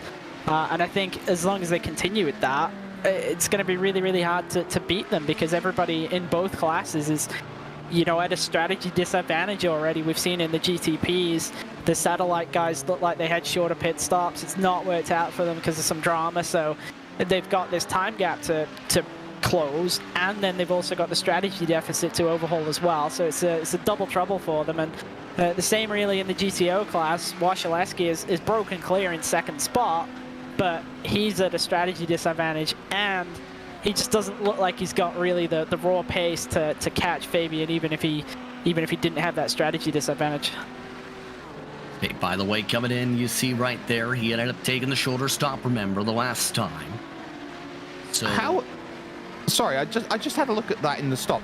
How are the pit crew supposed to change those tires? They were at the point when they were up in the air, they were flying at about however many revolutions a minute. That would have been impossible to get the wheel nut off.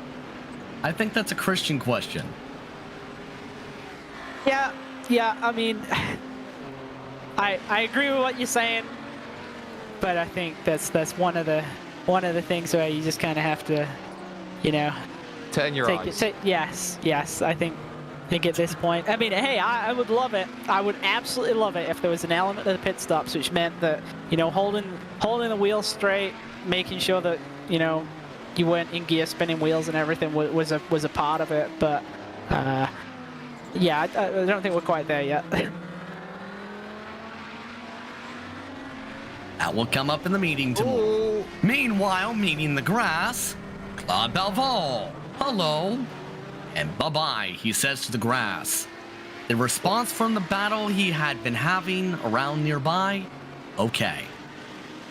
Once again, it comes down to that differential and how much slip you get off of it. And again, those differences in grip properties there, just throwing the car over to the left-hand side, and you just have to breathe and the car's just going to go wandering.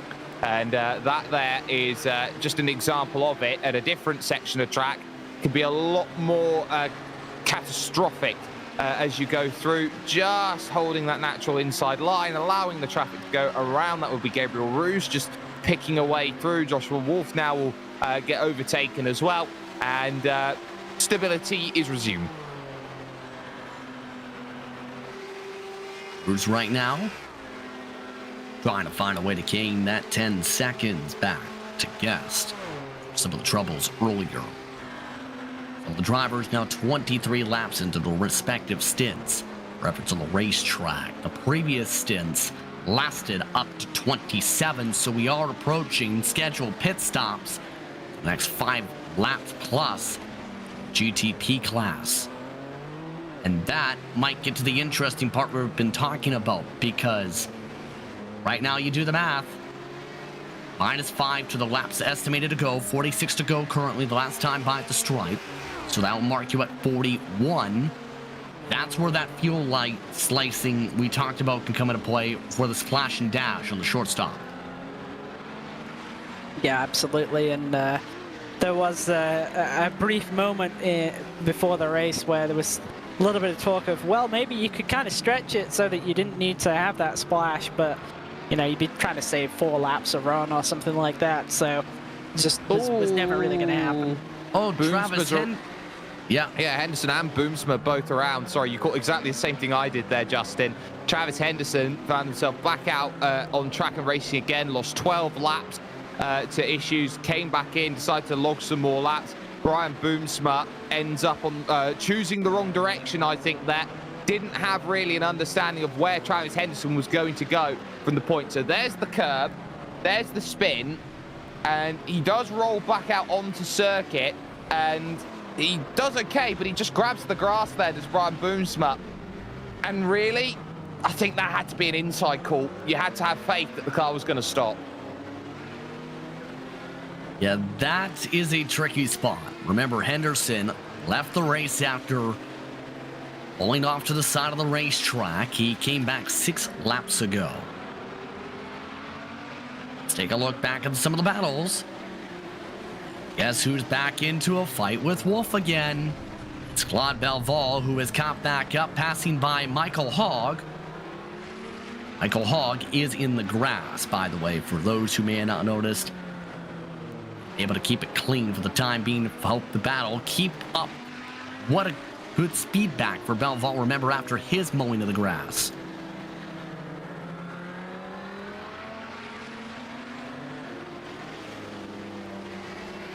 The interesting thing I will say is going to be, amidst all of this, how do you try and sort together at this point of the race here, Jake? Because now you get to the patient part, but we've already seen some of the rivalries build up between sportsman and pro.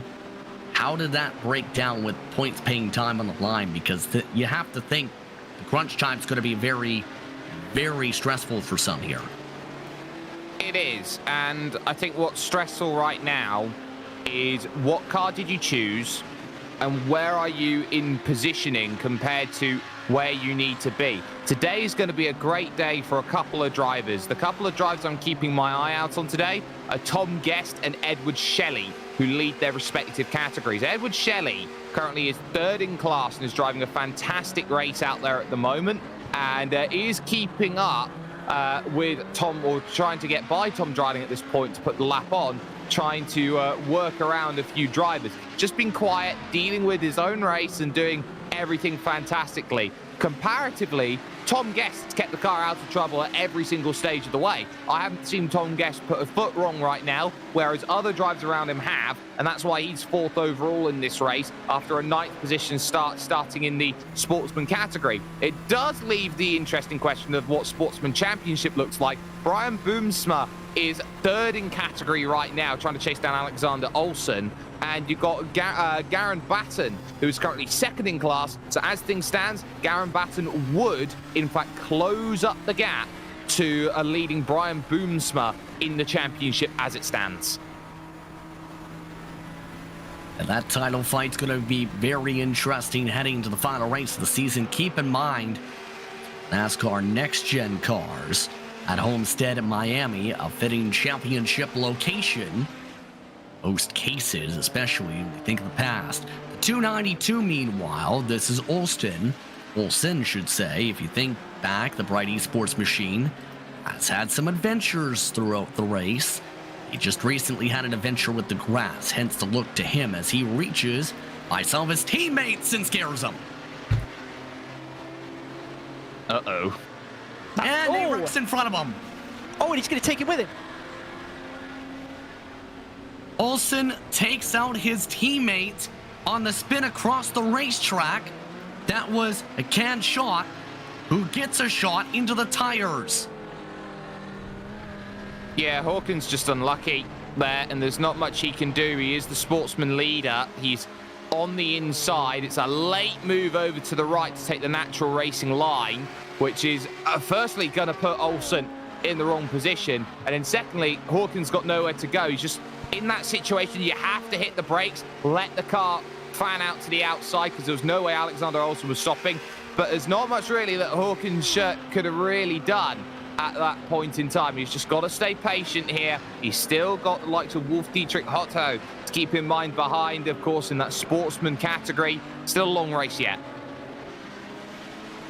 By the way, as we were keeping an eye on Ride Esports implosion for a moment, Ross Banfield has come in for a scheduled stop, taking a full service, 26 laps on the cycle.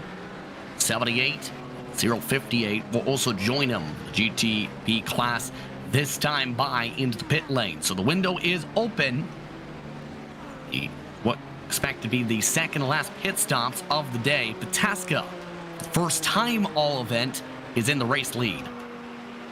Yeah, I don't think he's going to stay there. And just to touch on Tom Guest a little bit, Jake, you're saying that he hasn't really had any incidents, and he hasn't, except for one where he was turned around by Cordell. Hold on. We've got a problem. One problem for the 118 just now. Remember Adam State? Well, he has reached a state of disaster for his race. This coming in for the in and out, right in front of a couple of GTOs. The 118 out of contention had pit 5 laps ago now. He's out of the range as a result. Oh, lost it on entry, tried to gather it back, and did well to keep it out of the barriers, but then on the power, 1, 2, you always feel a bit foolish. And I believe Lando Norris, someone who has a very rich sim racing background, who drives for McLaren, has the best line for it. What's hurt? Talent. That car significantly damaged. As you were mentioning Christian before, well, his other competition for the top 5 ended up having an implosion there. Guest did lose the ground, you were mentioning, Christian. We've seen the damage before his pit stop. Yeah, and this is really kind of where it's going away from satellite racing in a quite a spectacular way, I would say. All 3 of their cars have had contact now, and it's really ruled them out of winning the race. Been an adventure, to say the least. We're keeping an eye on Byron Lawn, interesting. Race for the 12th position, yes. State's pitting, so yeah, he's going to have to come and fix that. There's the satellite car you're referring to there. Yeah, just came in at 6 laps ago, so we'll have to take an extra stop. We'll see if the faster pair is available. Fashipati has already came into the pit lane. This time around, there's the faster pair, and State now off cycle. Michael Hogg is also coming in this time buying the class. See the 15 in the backdrop coming into the pit lane with an interesting hashtag on it. Off and away goes State.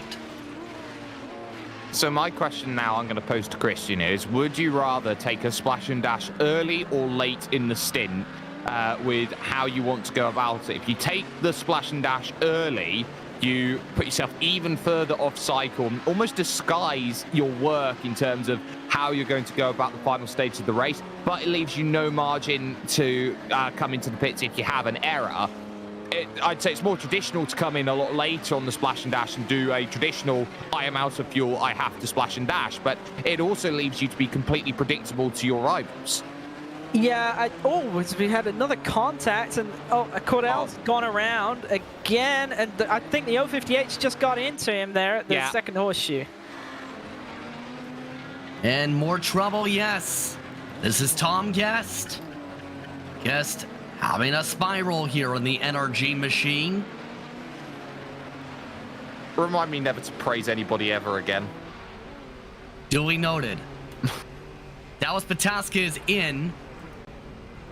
But I think the incident has to have a second look because watch this corner exit and the skills of the car. Well, it's a chain reaction just in front, and all of a sudden, dead end. So I think you have to take to the grass at that point, but Cordell Cologne ends up in a chain reaction with Claude Belval, who pretty much takes the middle of the road. And at that point, there's nowhere really to go. Brakes are on, and very nearly tipped him over up on his side. That would have been very and then getting off the road very nearly caught someone else up in that. That might have been Long in the number 5 who very nearly got involved in it. Yeah, there's a mistake on my part there saying that it was Cordell. That's actually Henderson. And it looked like he got into the back of, I believe it was State. And then, unfortunately, just in the middle of the track when the 058 guest came around. More and more trouble building up. So does some of the management. Banfield, by the way, back in the race lead with the pit lane. Hearing the reason for the stack-up, GTO had missed a shift as well during that previous sequence. Banfield, by the way, 6 seconds up over Gabriel Ruse as a result of how things have cycled. Pataska has lost ground pit window to 11 seconds back. There has been a change of position, though, in GTO that I just want to keep in mind, because Milnarovic has just fallen behind Truva Vavrovsky, and that is for 5th place. Yeah, Vavrovsky's kind of further back than really he should be, I think, because at the beginning of the race he was in that fight for that 2nd spot, and then he kind of fell out of it, but it looks like he's making a bit of a recovery drive now. The recovery drive indeed. Again, these drivers work through the same outfit. It gets worse for State here. He's pitting again. And he has damage on the rear end this time. The 118 not having a fun stint whatsoever. Let's come back in again. See if this ends the day for State.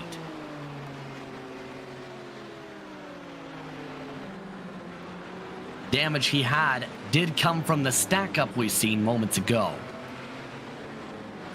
And I think that's going to be pretty much it for Adam State in terms of anything meaningful coming out of this race. But all of this has put everybody in a completely different position. I believe Alexander Olsen has just come in for a stop, which will promote Brian Boomsma back up to the sportsman lead. But what is very key about it now is that if it stays like this, he actually has a gain on where he needs with Garen Batten. So that's going to be worth keeping an eye out on towards the end, how Garen Batten goes about the rest of his race in 2nd position overall in class. So there's still a long way to go in a lot of races. Gap at the front is about 7 seconds, all things considered. Banfield with the lead, and it's not as much as I thought it would be at this point. Waszlewski, by the way, has come in. And State, who just completed his pit stop moments ago, took the car off the track again. The other end of the course. He is back going on the circuit. He did that just right out of the pit lane, actually. Half a lap in.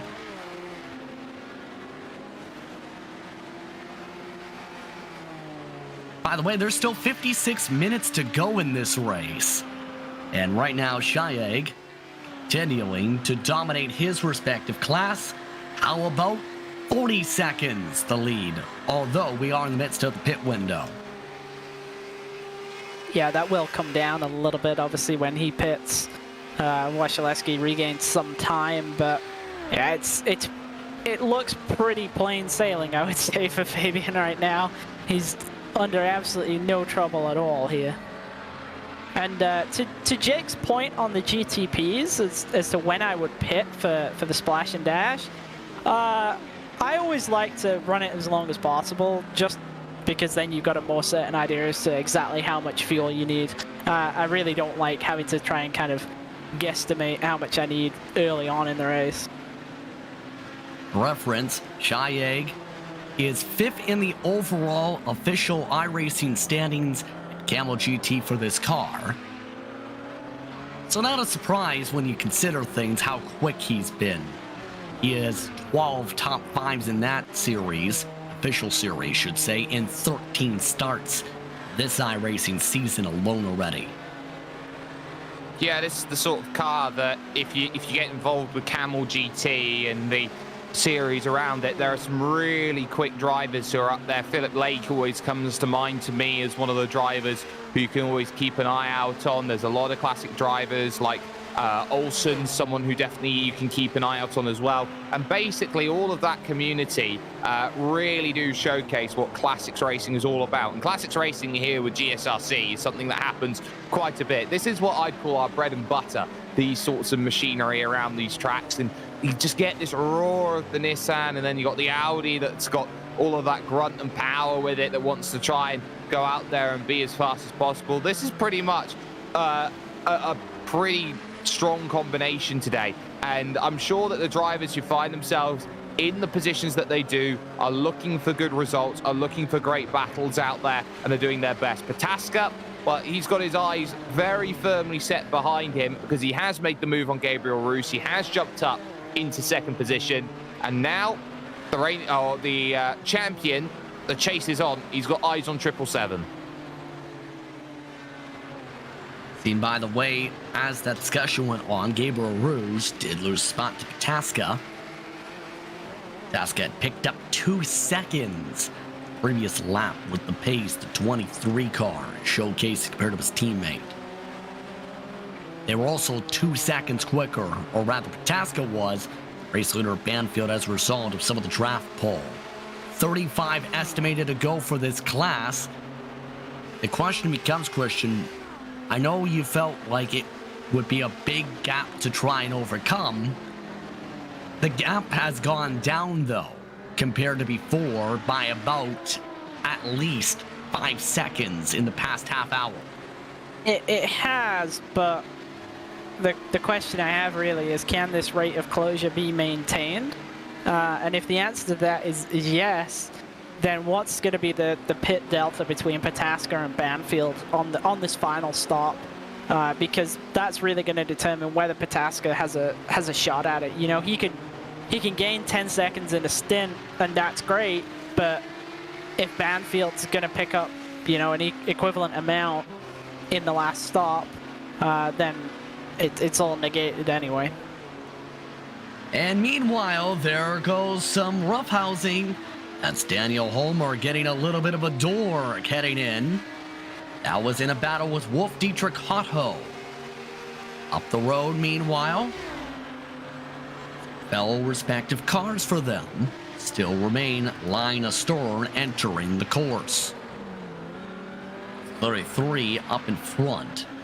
That is David H. Baker working with Can Shot currently. That is for position 11.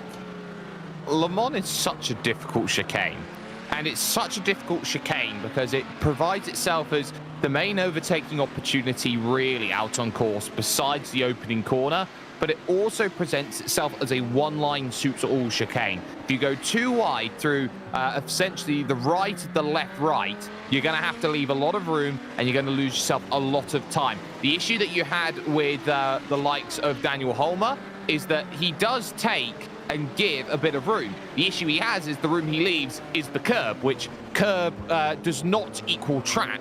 And because curb does not equal track, it's very easy to understeer out a little bit wider, and hence the contact that happened.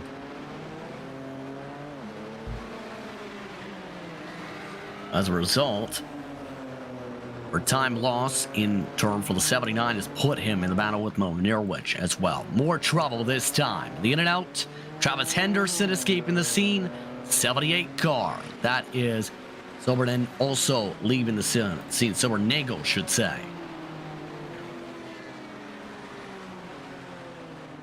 Not quite sure what's happened there, but for Silvernagel, as we take a look on the GSRC replay, this is exactly how it goes down. So making a run just as the plane lands in the background.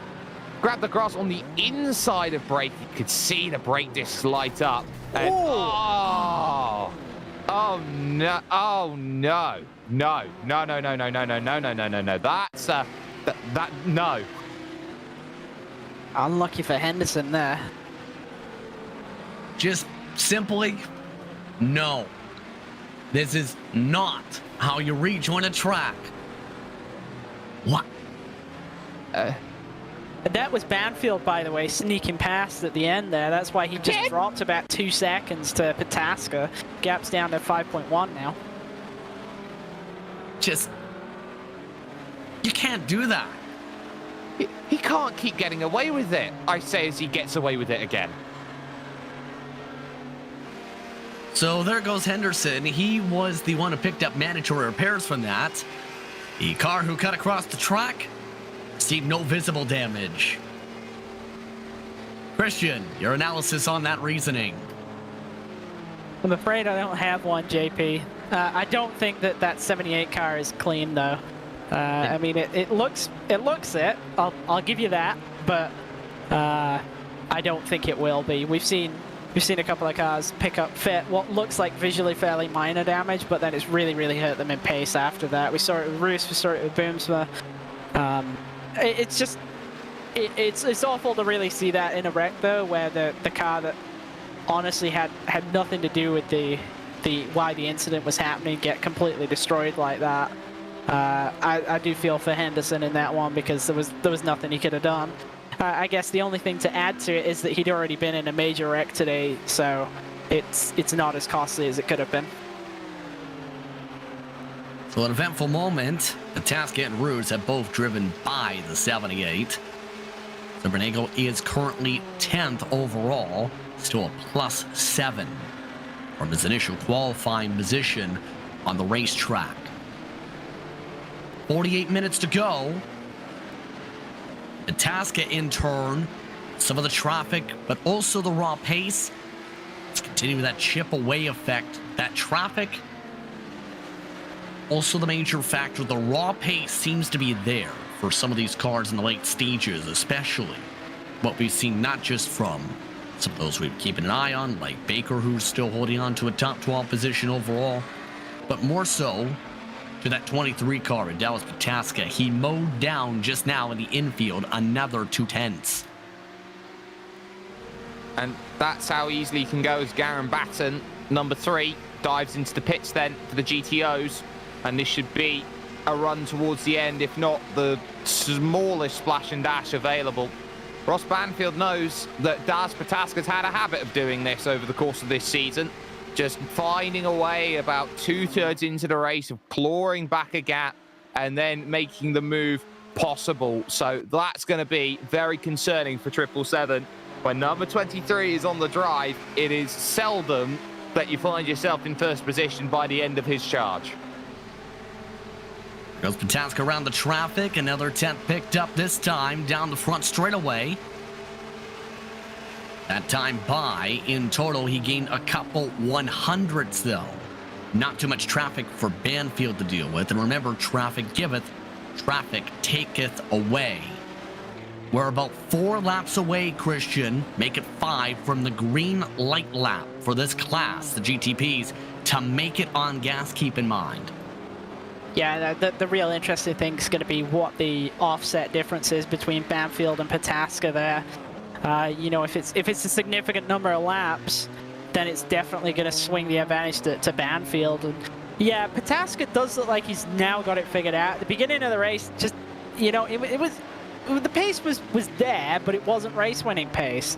And actually, since he got spun around, it seems like the safety cat just come off a bit, and the pace has arrived. So that can happen sometimes. You know, if once you've had an incident, you kind of the caution goes out the window, and you just kind of get after it. But it'll be interesting to see how big a gap he will have to run down, because he is closing up, but the rate of closure it's not particularly rapid. I mean, he gained a free 2 seconds from that incident that Banfield had to avoid, and then he's been kind of chipping away at it, you know, about 2/10, half a second, that kind of thing. So it's quite a lot to get even into a situation where you can fight just on pure pace alone. You think it's 8 laps or so before he'll get there on raw pace, even if he's taking half a second or more a lap. Zayeg's in, by the way. Yes, was about to mention the pit window is open for GTOs now, this time around, onward. So the class leader has come in for the scheduled stop. Furthest most drivers have gone today, about 29-30 laps, as there goes the 78, also in the GTPs. Baker and Belval came in as well the previous lap, so Edward Shelley taking a look at the 34. Watley running in second by a large margin over Ryan Walker, who's third overall currently. Another NRG Racing car, keep in mind. NRG Racing, a big staple in the sportsman side of the points we've seen throughout the years. And it's really important, actually, for the Sports Team Championship that the NRG cars are doing well, because it's NRG versus Bright, and with the NRG car there doing well, you've got Brian Boomsma, who's leading category right now, is going to be another one in that sort of class. It's just every which way you look, it's going to be about how they score those team points. And if they can, with 2 races to go, which will be 1 race to go, get a massive points haul from here, they'll take that. And I think every team understands that for the overall team, yes, individual championships are fantastic, but as any good team knows, they know it's about the team's championship first and foremost. After all, the saying goes, teamwork makes the dream work. And without the team, can't make the dream work on the driver's side either.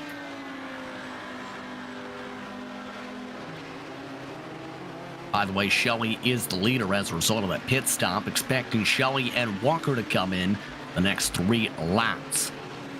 They have a sizable margin as well to think about, with Trevor Bobrovsky still holding on for position overall. More pit stops indicated this time by, in that class, Wolf Dietrich Hotho. It's just indicated he'll be coming in this time by. It was in front of Gary Batten for the 12th position, right in front of your current class leader. It's the lull before the storm, it feels like, almost. In some of these cases, especially for how it can break down up at the point with how things are going out. The GTP lead is down to 3.5 seconds. They are starting to reach traffic, such as some of these cars, keep in mind. That for Dallas wasn't good.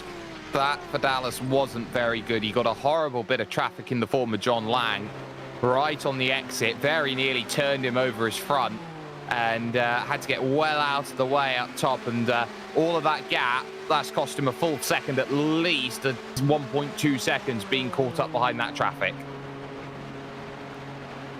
Was about to check if you were okay on that one, Jake. Yeah, was about to say. But I think that might be a decent reaction there, Jake, because he was coming in fast before the traffic taketh the time away. Yeah, and this is what I was saying at the beginning. Traffic is predictable at the beginning of the race, but you get a lot of it, so there's a lot of time gains. Traffic is unpredictable late on when it's all spread out. It's all spread out right now. Traffic's about to be unpredictable. You're going to lose a second here and a second there, and it's really going to show. Question is, which way will it smile upon in the final stages of this race, within the final 20 minutes especially? Wait and see. By the way, Homer going with Melon Erowich behind him. Erowich even on pace currently with the car in front, trying to find a way around the 79. Keep in mind, Manerwich pit 7 laps ago. You have the 79 who pit 22 laps ago, so they are on very different strategies here right now.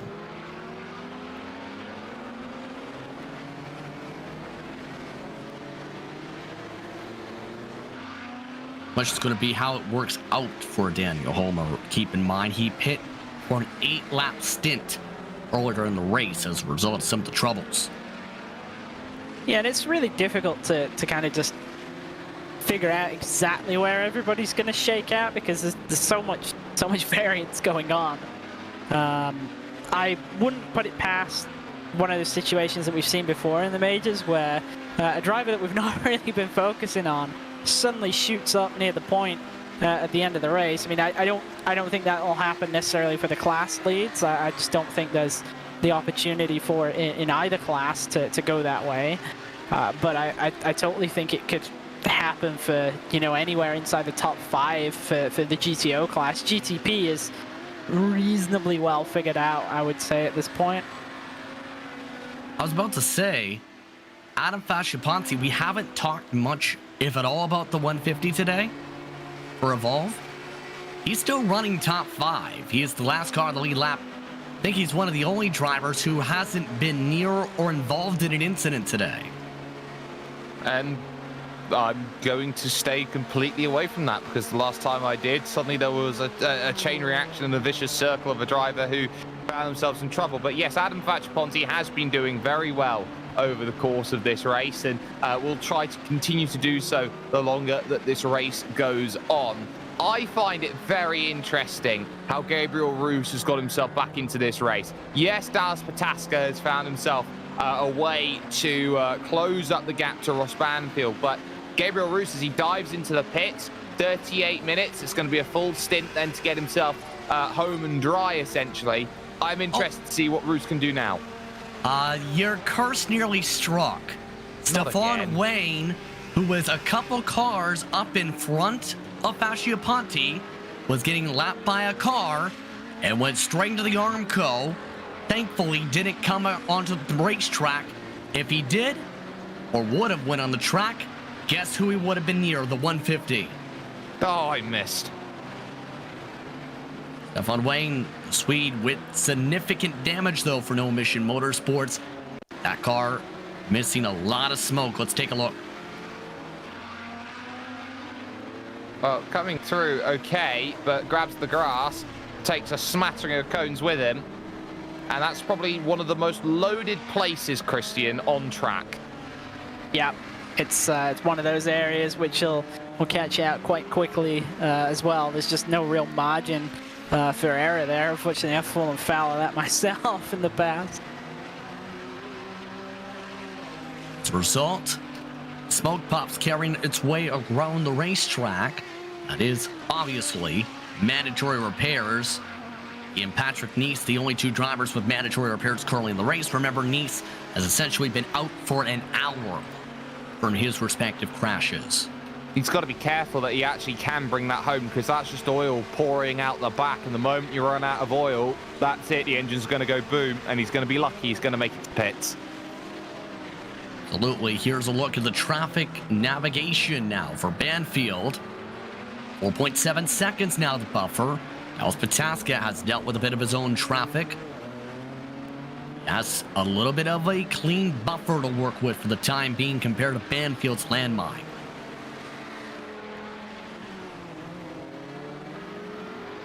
This may come down in turn to, can you execute through the landmines? Is that what we're calling them now? It was the first thought in my mind. I know people don't like being called landmines. Or cars.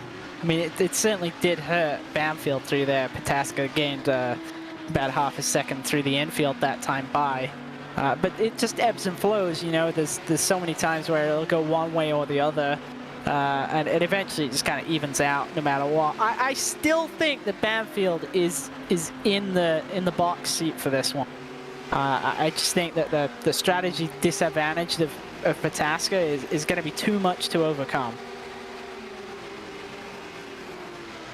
Plenty of navigation for some of the drivers to deal with. Meanwhile, Wasilewski working his way around for position. That's with McCaffrey. That is a lap car ahead. Tom Dreiling, who is not making it easy for his fellow classmates to get by. Trying to hold his line and getting moved off of it. Here comes the GTP and Travis Henderson. I think Wasilewski just got really frustrated, decided, you know what, here's the hurry up, and it's going to do no good letting through Travis Henderson, because he's got no grip through this section. It's where it really does help this infield. They're very similar in terms of pace. He's going to get through, and Wasilewski's still got exactly the same problem. Still got to get by the same bit of traffic here. Still has Stephen McCaffrey, who he's passed on this lap, to get by, and I'm sure Stephen McCaffrey would certainly like a way to go through, and the leader's approaching them as well. Seems a little frustrated there. There's a lift off the gas. Here comes more traffic, though, to deal with. That's Ross Banfield hitting the traffic at the right time this time to be able to keep it clean through the run.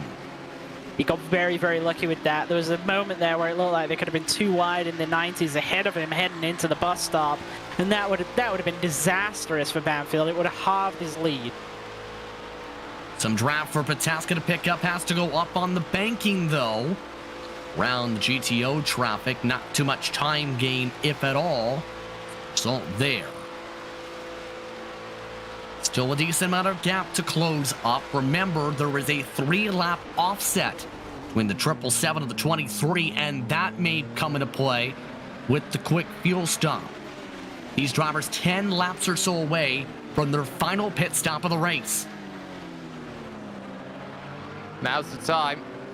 If you want to get yourself there, you're starting to think about the clock and how long you've got left. This is the most awkward time of the race because it feels like you are so close to the end of your race, but you are also not at the same time. No love or help from Wolf Dietrich Hotto there for Dallas Pataska. Had to go the long way around the West Horseshoe to make that happen, and this is where it's starting to just fall away slightly. It ebbs and it flows, but at exactly the same time, I'd want to try and target, if I'm Pataska, 3 seconds. That's the gap I want to be in with. That's what I've been working with all race long to try and close down. This is what I am trying to bring in terms of this race and get as close as possible to that victory as I can. Mark off my season in style.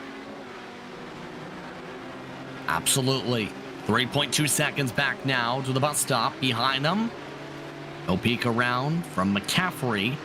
McCaffrey playing the patience game. Washaleski playing the gain about nearly half a second game for that respective section. That's how strong that car seems to be in that part of the course. Just had a look at David Melnarovic. His race is over. He is out of the race. He had an off coming through towards that West Horseshoe, went straight on to the barriers on the left-hand side before reaching it, and we've seen a number of drivers catch themselves out and do that, and he was exactly another. You're going to see here, just grabs the left-hand side tires in the grass, straight into the wall. And Yeah. in turn, race over. It's unfortunate for Malnitz because early on in the race, it looked like he had pretty decent pace, and then since kind of the jump through the tire walls on the back straight, it's kind of never really come back from that. Looking back at Pataska, meanwhile, the gap down to 3 seconds flat just about. Chase is on. Dallas Pataska reeling in Ross Banfield. Second by second, 10th by 10th. And it's really about how you master going through the traffic. And I think Dallas has done that a bit better than Ross Banfield has. Ross Banfield is the sort of driver who is a little bit more here and there with dealing with the traffic. Dallas Pataska, I think, has been a lot better, a lot more casual, a lot more natural with that traffic, and has put the car in positions where he's not going to be held up. I think he's changed his driving style magnificently for each bit of car that's there in front, and it's that sort of driving style that I love in a driver who's able to adapt to the scenario and situations that are put in front. And that adaptability on the road course throughout the campaign. He's been solid on the dirt events throughout the season as well. Ember has a lot of speed on the oval side with some of his expertise throughout the years on the iRacing service. Coming up to 20 laps to go for the class this time by. Still a decent amount of time before they have to peel their way to the pit lane for the scheduled pit stops. Close this one out. And keep in mind, it's the matter of, has Pataska saved enough gas, Christian, throughout this race to gain 4 seconds during a pit stop? Well, that's really the question, isn't it? To be honest, we're not really going to know what the situation is for the race lead until we've had that final stop. And you know, for Banfield, I really really don't want to undersell how good his kind of second half of the season has been, and especially in the high downforce, super fast cars. We saw obviously with the Formula One car, the W12, he was very, very strong. I think that was his most convincing performance we've seen from him in the majors. And today, I don't actually think he was the fastest car out there, but he's clearly been the driver who's made the least mistakes of anyone. He's kept to his plan, and it's looking like it could still work out for him, even without having the pace to hand.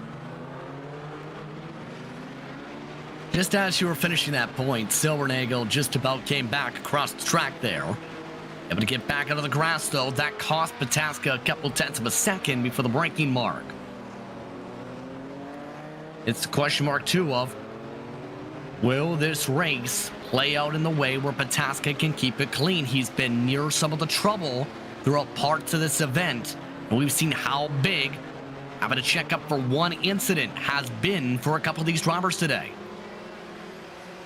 What I also find interesting is just how close GTO is between 3rd, 4th, 5th and 6th right now, because they are all within about 5 seconds of each other out there on circuit. Ryan Walker currently holding that 3rd position outright, with Wawrowski, Wasilewski and McCaffrey. So all the E's on the back, then trying to get past Ryan Walker at this point. But there, number 23, Dallas Pataska. Okay, that gap's back out now to 4 seconds, but it is in flux at this point. And at some point, both of these drivers are going to have to make that trip left. They're not going to want to, but it's about who's going to manage it. And I believe it's going to be about who's the most aggressive down and through that pit lane. And actually, what we haven't talked about today, who's the most aggressive on that pit exit? It's a one-line suits-all pit exit where so many drivers have got it wrong so many times. And it might be one of those moments today. There is your GTO race leader, Fabian Zayeg, who is out there with a 56-second margin. Surely uncatchable. Would have to think so at this point. No incidents involved with him, no mistakes throughout this race, no off tracks, no slide throughs, no mistakes in the pit lane. Picking his spots as well. For example, trying to pick a spot. Joshua Wolf, 8th in the class. That's how far ahead he's been able to lap himself forward with his expertise. And it is just that expertise going forward. I'm just taking a look at his lap times over the last 3. He's been doing 43s basically since he's come out of the pits, which is really impressive when they go through. I just heard Travis Henderson over the radio a little bit unhappy out there on track. So he's not the most pleased driver out there. Not quite sure what's just happened. I believe it was with Alex Rowdy Weigert and David H. Baker. But there was an incident that didn't involve the car you just seen. Let's take a look now at David H. Baker for the time being. Alex Weigert was trying to make the pass that you're referring to side by side. And as Henderson came in, remember Henderson 35th in this race currently. Well, Henderson as the faster car does have a right to unlap himself compared to the drivers around. And I think the issue is on how quickly Alex Weigert moved down after he came through. I think Henderson was very worried about a multi-car pileup being caught up in that situation. Weigert's just trying to get back in line as soon as possible, because you always want to try and draft the car that is faster in front of you, because you get a slightly better tow out of it. Absolutely at this point right now. It's had an interesting one, to say the very least. One of the drivers, remember, in the conversation, and Sportsman. There's David H. Baker, one of the drivers in the pro class.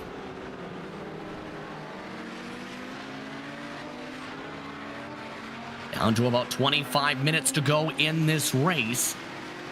Reference the drivers in this fight all around the same strategy. Weigert hit 2 laps later. Here's a look at Wasilewski and McCaffrey once again. Wasilewski still playing solid defense. Remember, the car that's keeping up with him, though, is the teammate to the class leader for Paceworks Esports, McCaffrey. +1 from his starting position.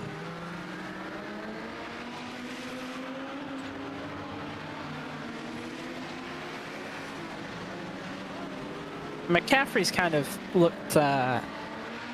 He's been solid in the kind of the back end of the top 5, but it was kind of right at the beginning of the race where he looked like he was the. I hate saying that someone looks like the slowest of the group, but he kind of did, if I'm completely honest about it. And he fell back a bit, but now towards the end, it looks like he's rediscovered some of that pace.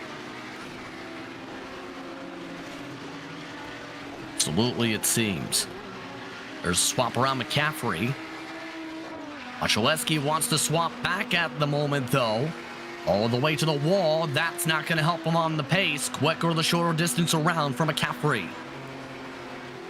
Well, he'll jump back in the toe very quickly, and I think he needs to give himself a bit more room there. Or maybe even side draft his way along this straight. Get close, side draft your way along this section. You might have a chance to go through over the line. It was McCaffrey who had it over Wachaleski, but McCaffrey well out of it on the brakes and allows that room to be had as they go through. They have Alexander Olsen just behind, who is trying to chase down Tom Guest for second in the sportsman class out there in GTP at this point in time. Alexander Olsen and Tom Guest have been flip-flopping around between second and third, and right now it's Guest who has that, but not by much. Pit stop time, meanwhile, in the GTPs for the overall lead. Ross Banfield has come in for his final scheduled stop of the race. So the 777, trying to see if the fuel will go its direction. We'll have to try and make it about 16 laps to get to the end of this race. Pataska can go up to 3 more laps on his cycle. And this is where Pataska has the opportunity to do damage as well. You know, the lighter fuel in the car, the GTP is quicker on the first lap on tires, but as you kind of get through the run, it equalizes out, and then, you know, the lighter fuel load is going to make the difference. So it's possible if Pataska can have a good solid 3 laps, and if Banfield has come out in honestly a pretty bad spot here. He's got a lot of traffic he's going to have to deal with. He's going to not be able to really take much advantage of those fresh tires. This could swing it towards Pataska. Pit stop time for reference, 32 seconds. For this to close up for Pataska's direction, may need about a 29-second fuel stop. Still trying to push it to the very edge of the fuel tank for the time being. Banfield cycled in front of Gabriel Roos by 20+ seconds. So it's down to the 23 and the 777 to win here at Daytona. And what a turnaround it'd be for Banfield. We talked about the slow start to the season, his good second half. Ross Banfield, remember, had the disastrous appearance in the Daytona 500 for this series, which caused the massive one a couple times in that event. What a turnaround to be able to win it on the road course. Yeah, absolutely. I was going to say it's no guarantee yet. We've still got 21 minutes to decide that. It might be victory, it might not, but Ross Banfield this year, I think outside as well of what's been going on here, I think he was very good when it came to the Skip Barber action, the Formula Series that Skip Barber puts on. I thought he was very good in that series when he managed to qualify for that. And I think he's translated that form over to here, has really had some good results since then, hasn't been caught in the wrong positions. He's really grown as a driver, and I really like the way that Ross Banfield drives. I just don't like his connection sometimes.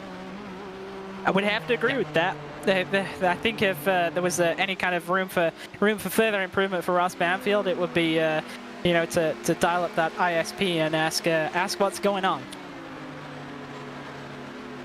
That's going to be the interesting thing, is can he switch them? Can he upgrade? I know we're poking fun at that, but still, it is something that might not be in his control. Either way, in all seriousness, 51 seconds, the current gap on the track. And Pataska expected to come in next time around. Bassi Ponti just came in the 150 in the battle for 5th overall. Traffic's been quite generous, I would say, to Pataska here. He's going to get an Audi in a little bit of a rough spot in the second horseshoe, but still able to clear it before he gets to the apex. It's had a number of reasonably clear laps. Yeah, that's been a rarity for some parts of this race, even to have multiple laps even, without having to deal with traffic in a bad spot, it seems. There have been some gaps that have formed. There is a gap, for example, on the front straightaway. And you sort of get that as well. You get some gaps in the field that are absolutely massive and some gaps which are absolutely tiny. It's just the way that the race really pans out. As there is Ryan Walker, and this is a race for third position. That's Wawrowski making the move.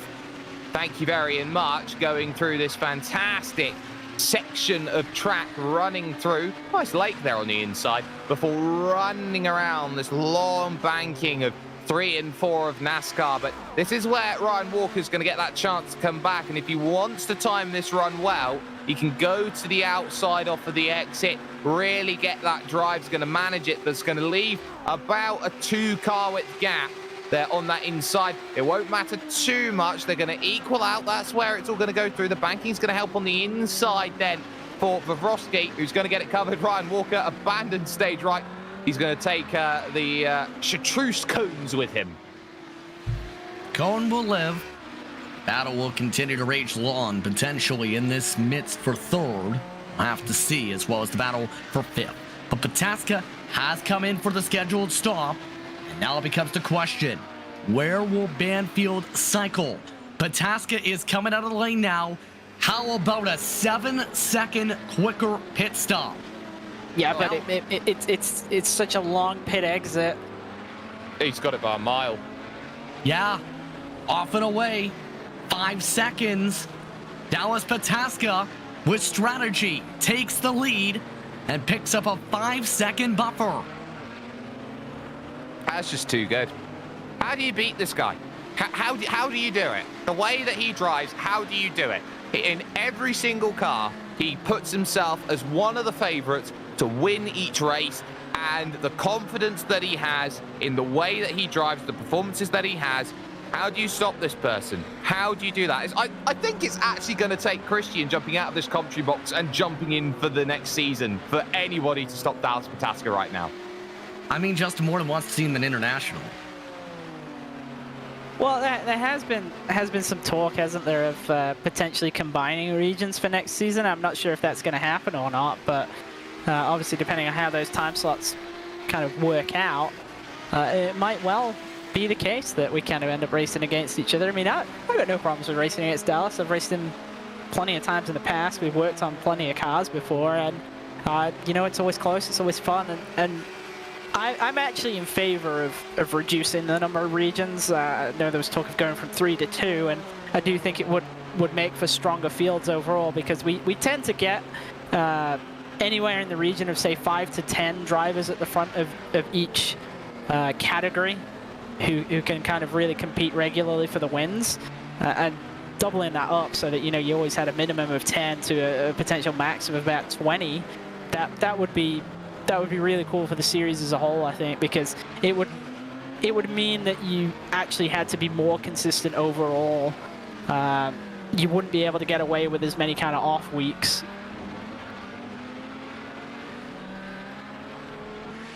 Interesting point to consider. Keep in mind, in the midst of this race, the gap again, 5 seconds for those just checking in. 16 minutes to go on the clock. Closing stages of this race. Battles amongst them still keeping up. Wawrowski, Walker, Washaleski, McCaffrey, and GTOs. And for some drivers, it might be tight on the mileage. We'll have to see how many are able to push it to the full limit depending on their pit stop timing for what likely is their final stops previously. Wawrowski having a strong recovery, though, in this race. We mentioned the charge ahead. It takes a lot of effort to gain the time he's had to gain back, Jake, throughout this race. Yeah, it really does. And the way that Trevor's been driving, he's sort of been someone who's been here or there, in and about, and hasn't really had that breakout race. And I think this recovery here, it's going to be third, but by points in the main championship, it's actually second. And that's massive for him. And this is a big point tool that will make him happy. And let's not forget that we've got a team's championship that's still on the line. And there's a certain TFR car in second position that is really going to be helping out how you score those points. Yes, there might be a bit of trouble with Dallas Pataska doing really well, but Trevor Varosky is doing everything right now in second position. And absolutely, Edward Shelley, reference second overall on track, 12 seconds up. Berta Cologne also has ducked in for a scheduled stop, an extra stop being taken by Jan Brony in the GTO's time being as well, amongst some of the late strategy calls, final 15 minutes or so. Still keeping an eye on Shelley for the time being. Shelley, again, having a nice, chill-full day, it seems, for NRG, for that team battle. Yeah, and he's been able to kind of hold on to that second spot quite easily, I would say. He sort of sprung to the front of that kind of real fight in that class. Obviously, Fabian just checked out early on, but since then, Shelley kind of stamped his claim to that second spot with maybe about an hour or so to go, and has really actually been able to break away. And we just haven't seen that in the GTO class, with the exception of Fabian. Indeed. Taking a look at how things are breaking down. There is a battle forming up. This is for position, State and Cologne. Cologne just pit and cycled right into this fight for what is 6th on the track in class. And Adam State had just pulled away from Tom Guest. So State has been dealing about 6th, 7th, 8th position, getting by Cordell Cologne, and now having to work for it. He'll be very happy with the fact that he's managed to get through. Thatcher Ponte's about a half a lap down the road, though, so I doubt that Adam State's going to get anywhere further, but he's doing well. He's doing enough at this point. Doing enough for now, especially with what we've seen with State's bad situations earlier on in this race. Cologne's gone off track for his effort as well. Several times throughout this event, nearly had a bobble on the exit there.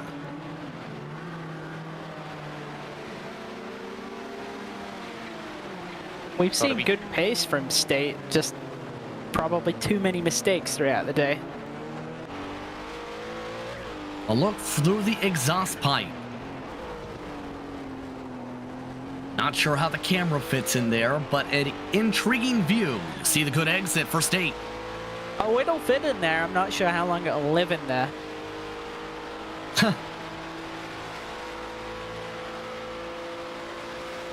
Yeah, that thing is very tightly compact if you want to fit it in there. I wonder if he's named after the Colorado University. What? Adam State. You know there's more than one state university, right? There is more than one, but there is an Adam State University. I am so confused. Oh, come on, Key and Peele. Oh, my goodness. Okay. Back to race cars. Stefan Wayne's gone off the racetrack. Also, Bobrovsky and Walker again.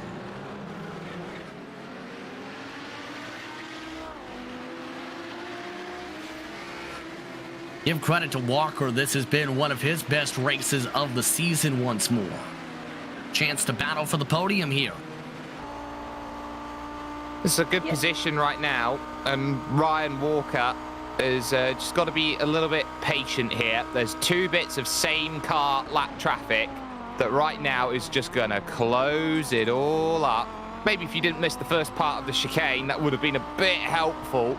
You would have closed up a little bit more, but you know, it's an awkward position, and look how late Trevor Varosky had to try and get up and around Jan Bruni, who's there in front. Thomas Silbernagel making a way around. This is not the nicest place for Varosky, and Ryan Walker, lap it up, sunshine.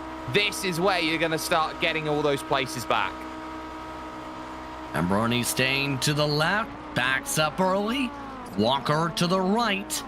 Walker can't clear him though, has some wheel hop and will lose some ground with the traffic.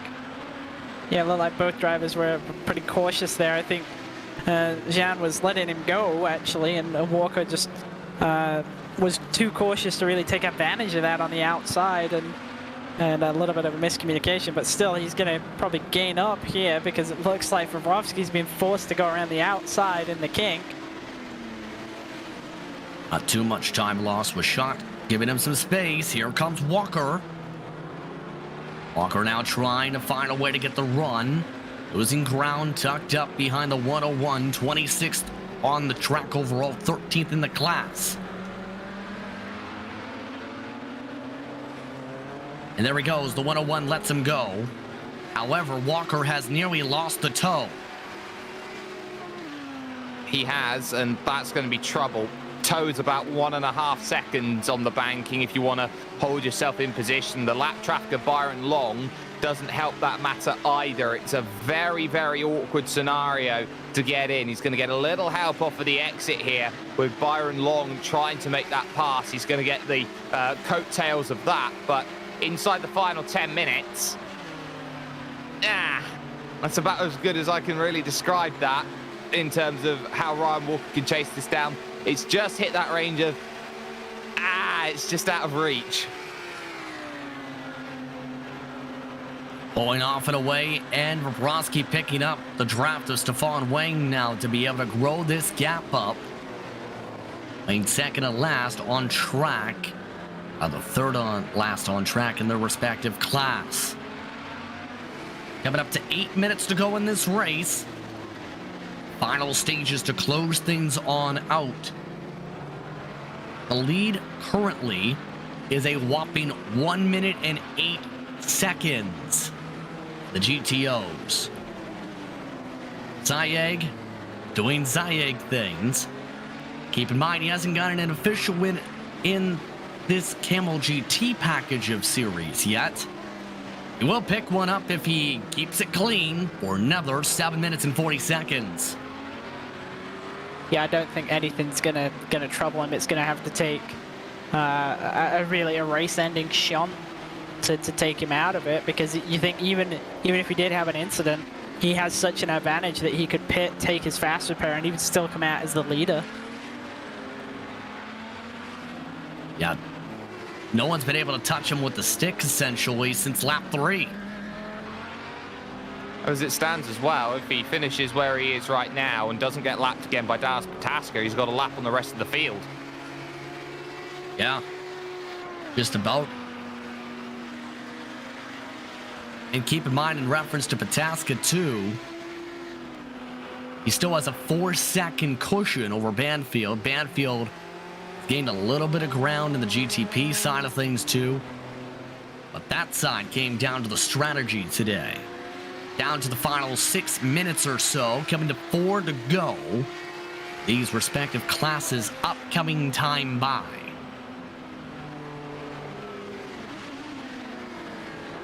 And still, remains a close one out there at this point in time.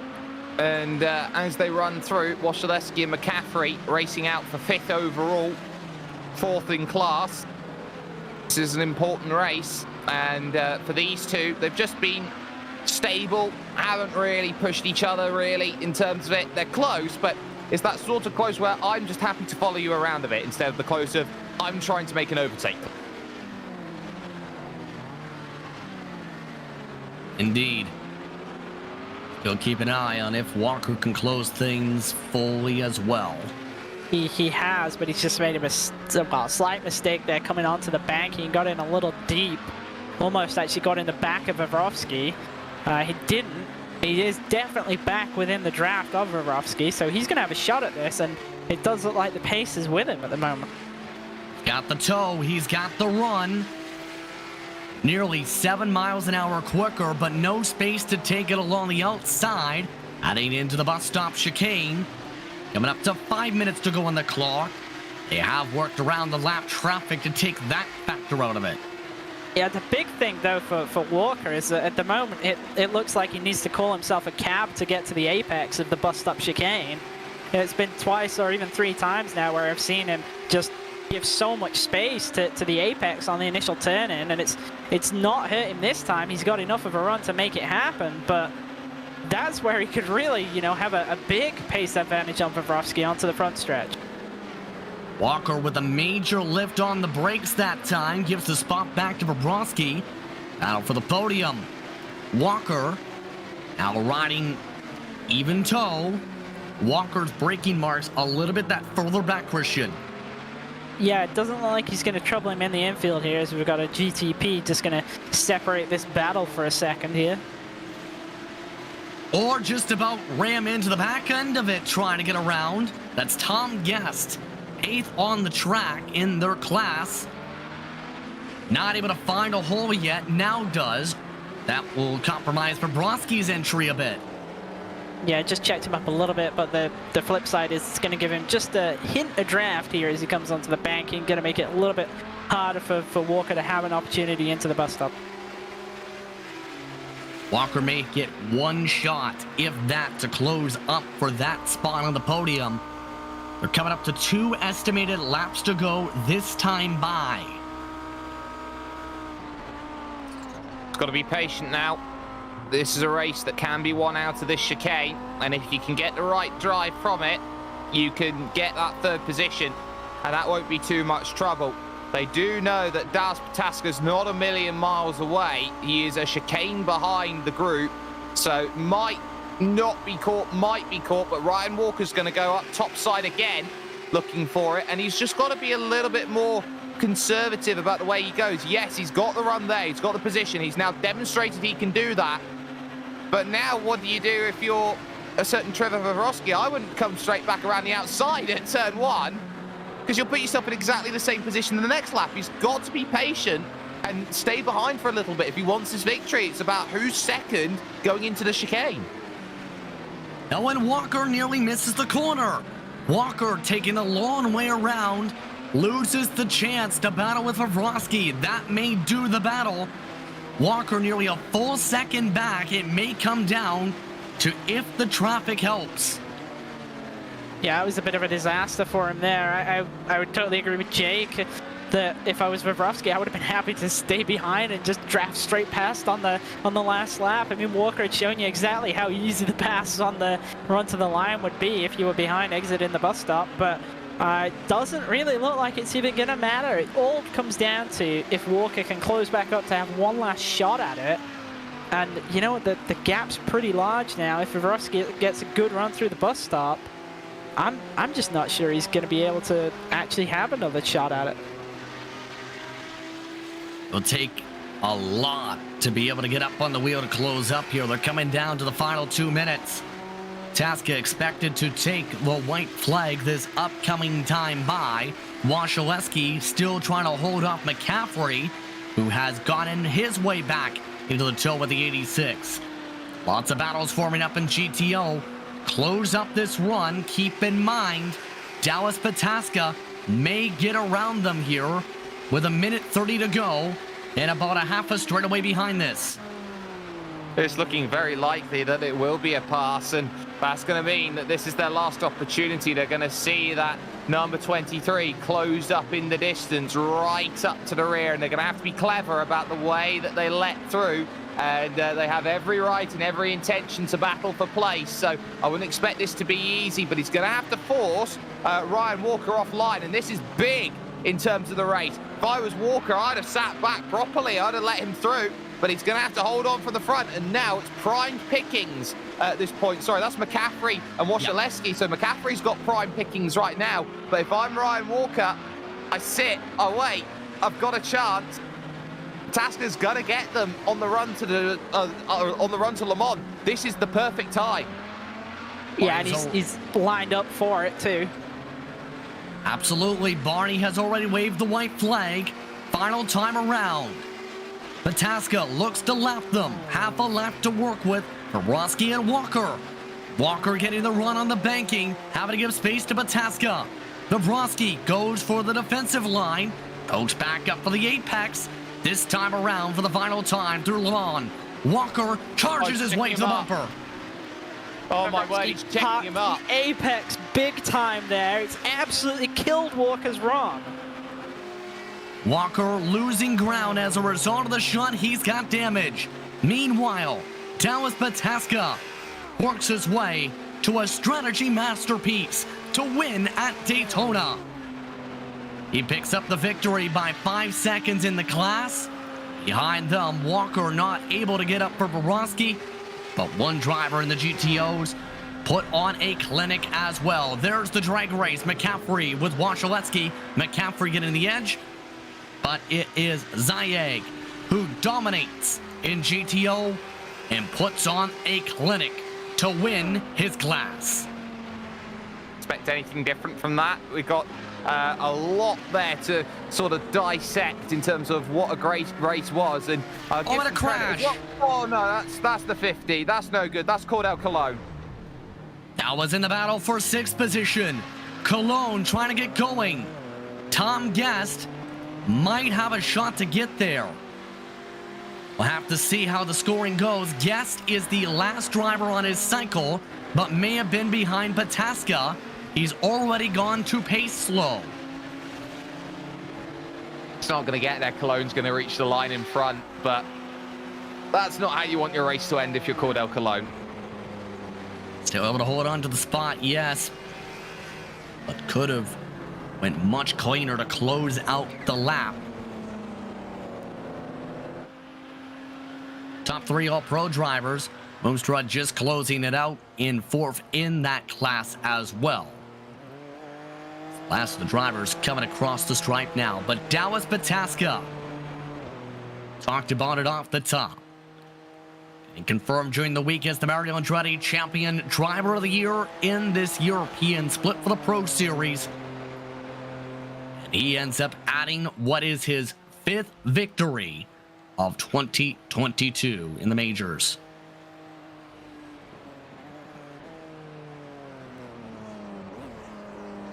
Pataska looks to celebrate. Zayag has currently kept to the pace as Pataska looks to burn it down. Well-deserved run, Christian. Strategy executed to the top. What a way to capitalize on the points as well heading to the homestead. Yeah, absolutely. And I mean, he'd already won the championship before the race started, so that's giving you the opportunity to really go for it. But I got to be honest and say I didn't think he was going to pull that off. He had that incident early on that really set him back, but was able to rally and, you know, really made that strategy work. I thought that after the last stop, it was actually going to be Pataska that was going to fall further behind. I didn't think it was going to flip around and actually give him the advantage over Banfield. Meanwhile, Zayag getting congratulated by his teammate McCaffrey. It's a 1-5 for them. No burnouts coming from them.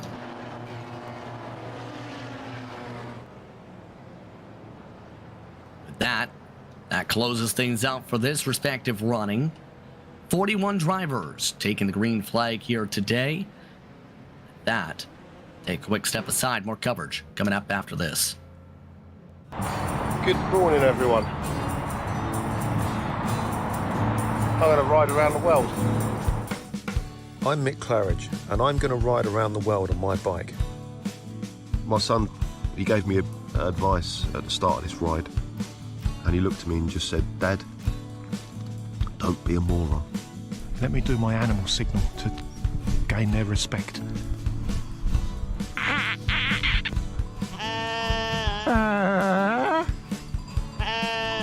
How's it going, Sally? Yeah, I'm alright, Mick. How's it going? Worse than that bit in Lord of the Rings where they go into the top and the spiders in the tunnel. I'm just hoping there's a spider at the top of this one to kill me. Freezing. And I failed. I moroned up the ride.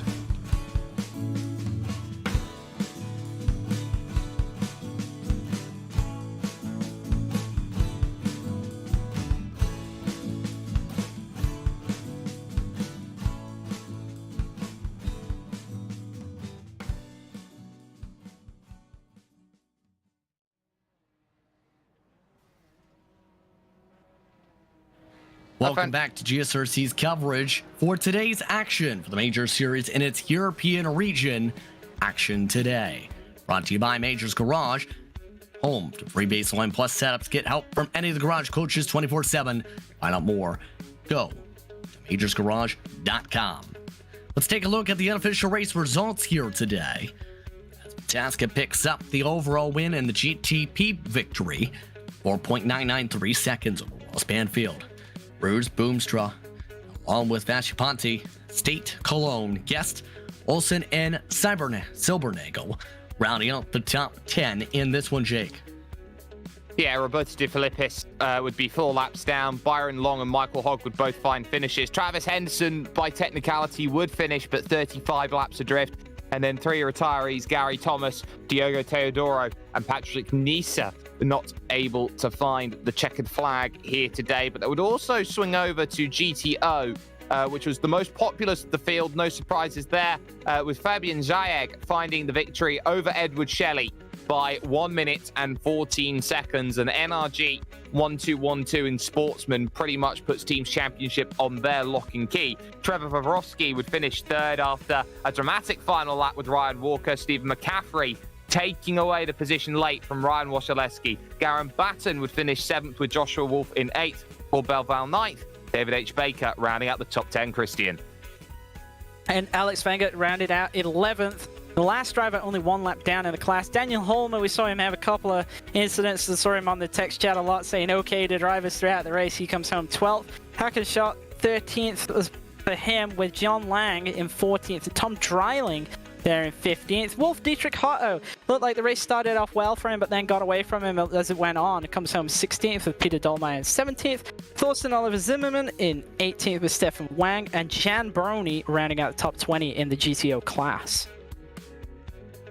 That's the field. Mount Erwich finishing 21st. Simon Thorns, Kenneth Reeder, as well as Patrick Kopp, rounding out the field in this one. 41 total entrants making their way to iRacing's virtual Daytona International Speedway. But as the drivers prepare for their celebration, a lot to discuss, especially with our competitors. Starting things off today, the overall race winner and your GTP race winner, and as well as indicated during the week, your champion for this season, Dallas Pataska. Dallas, a 5th win on the season, and a clinched up championship announced during the week to add to boot. How do you feel after this one? Oh, it definitely feels pretty good. I was coming into this race not knowing if I had clinched and not knowing if I had the pace to really go up there and compete with Ross. And Brian obviously showed a lot of pace in qualifying. So I knew it was going to be interesting, just trying to keep my head down and have some fun with it since points are locked up now. And yeah, I mean, it was a really fun battle with Ross. I honestly didn't think I was going to get to him, especially after some early incidents, but just kept my head down and was able to make something happen. How would you describe the difficulty for the strategy execution today, especially to not only save the gas, but find a way to close up the gap to execute the strategy the way it did? I mean, pretty much the same thing I've always done at the 2.4. I think this is probably my 3rd straight 2.4 at Daytona in the major series I've won. Usually they're in the modern series, but it really just comes down to traffic management. I think the most, making sure we're not putting ourselves in areas we shouldn't be, at least as much as we can. You know, it's always difficult when you're out there racing, but yeah, and then just minimizing mistakes as much as possible, which again, in the heat of the moment is hard to do, but it worked out all right today. So with that 2022 championship essentially yours now, what's the focus like knowing you've got the championship, but one more race to finish off at the oval side, Homestead, Miami? Yeah, that should be a fun event. The next-gen cars are always kind of interesting to drive, but enjoyable overall, and Homestead's a great track, so should be a lot of fun. I hope we can get a decent car count. It was nice having a much larger field on the track tonight, so we'll see about that. But, I mean, ultimately it's just about trying to wrap up the team championship at this point.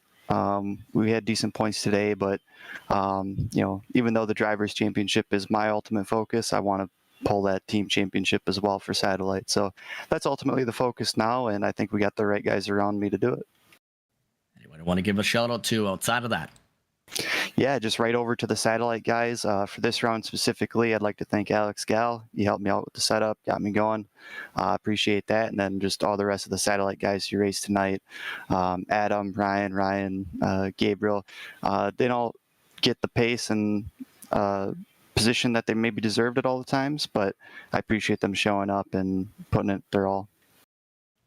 Well, congratulations on a championship. Congratulations on the victory. We'll see how you do at Homestead. Thanks, guys. Dallas Pataska coming away with the GTP victory today by just about 5 seconds. Jake Sperry now standing by with the next driver on the lineup. Ross Banfield finished second to Pataska today. He's with Jake. Ross, you had the lead for the majority of that race. You had to stave off a couple challenges here and there, the likes of Adam State, Gabriel Roos, but it looked like strategy just had you in a little bit of trouble by comparison there. So what was it about your race today that wasn't quite enough to get the victory, and how happy are you with that second place, knowing that you were right up there at the pointy end for the majority, if not the entirety, of those 2 hours and 25 minutes?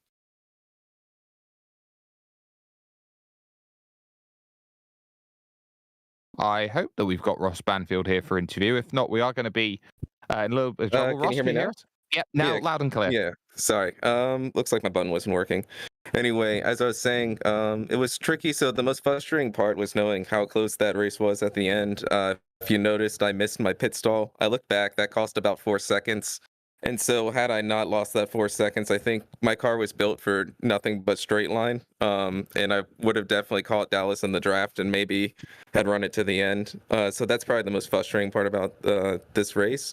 Other than that, I was pretty happy with it. I had to leave on a business trip for about a week, and I got back in around Friday. So I didn't have much time to practice as I would like. And I was still finding speed like kind of towards the end of the race. So I feel like I could have done better, but I'm also pretty happy with P2. I feel like I did a pretty good job overall. Well, you seem to be in the business today of leading races. That much was entirely clear. In terms of how you deal with the traffic around a race like this, of course, you got two cars that are fairly different, but find it very difficult. How tough was it knowing that the mechanical grip of the Audi GTOs was basically keeping their pace very similar to yours through the mid-speed, the slower corners? That's the tricky part, is trying to judge when you can actually go in on them, because the worst case scenario, sometimes you can go wide and then they'll punch you if you're trying to take the inside on them. So you have to really watch out for that. That was one of the things I noticed I was being conscious of, was trying not to dive it so deep that I went wide into the turn and check them up. The other thing you kind of had to watch out for is just that chicane, the bus stop. You'd lose about 2 to 3 seconds if you caught them right as they were braking. So it was basically like either go for a risky dive or try to just, lose a second of time. And that was also pretty frustrating for me. I felt like I was catching a lot of traffic in turn 1 and at the chicane more than the other guys. I was watching them, gain like 2 or 3 seconds here and there when I was getting stuck. Final round, Homestead. How are you feeling about it? No, ovals aren't my thing. Maybe one day they will be, but I was kind of focused on this road race. I'm happy with the overall finish. We'll see. I'll try and shoot for a top 5. I think I'll be happy with that. But we'll just see. Just trying to keep it clean to the end. We'll see how it goes. Before we let you go, Ross, shout out sponsors, anyone you'd like to thank? Yeah, just thank the guys over at UDocs. I feel like we did a really great job with the set. It was really competitive out there, as you saw. I definitely could have squeezed a little more out of it. I'll be curious to see how my teammates do tonight. Well, we'll see how your teammates do tonight. And for you, Ross Banfield, a second place position overall. Thanks, guys. Well, there we have it, Justin. Second place for Ross Banfield. Meanwhile, let's shuffle over to GTO. Trevor Borowski we've seen trying to battle with Ryan Walker. And in the end, holding him off for a third spot. In the battle to the line, he's with Christian Jauner. Trevor, it looked like it was a pretty hard-fought battle between yourself and Ryan at the end there, and it kind of came down to that last run through the bus stop. And was there any kind of strategy to car placement through there? It looked like you were actually a little bit slower through there than usual, and it actually prevented Ryan getting that run on you to the line. Yeah, it was going to be tough.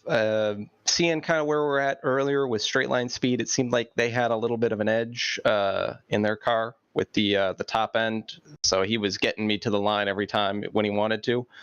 So coming back out onto the oval, I was trying to maybe see if I could bait him to going in first, running up high on the oval, but he wasn't having any of that. So just tried to maybe do something to throw him off a little bit in the bus stop, maybe take it at a slightly different pace, and just make sure I got out as clean as I could and hitting all the shifts, and looked like it was just enough of a gap. So yeah, I mean, when you don't have the pace, you got to try and make it up somehow. So just trying to catch him off guard there. Well, it ended up with a third place finish for you and your fifth top 5 of the season. You know, it's been a pretty strong season for you. You're on course to finish third. Might get a little bit tight with Ross depending on how well he runs at Homestead. But, you know, it looks like it's been a good season for you. Are you really kind of happy with how the year's gone? Oh, I'm ecstatic with how I'm. Maybe not every individual race, but on the whole, with the consistency, yeah, I've been pretty pleased. Definitely getting up there and getting top 5s. Wish we had a little bit more car count to where maybe I don't belong. With Sean not making it this race, I think I'm going to probably move up to second in the championship, and that doesn't really feel right. I don't feel like I necessarily belong up there. I feel like I'm more of a best of the rest kind of guy, but picking up first place last week, second place this week, because I think Edward was a sportsman driver. I can't ask for much more. I mean, I feel like I maximized what I could out of that race. So yeah, no, I'm very happy with the performances.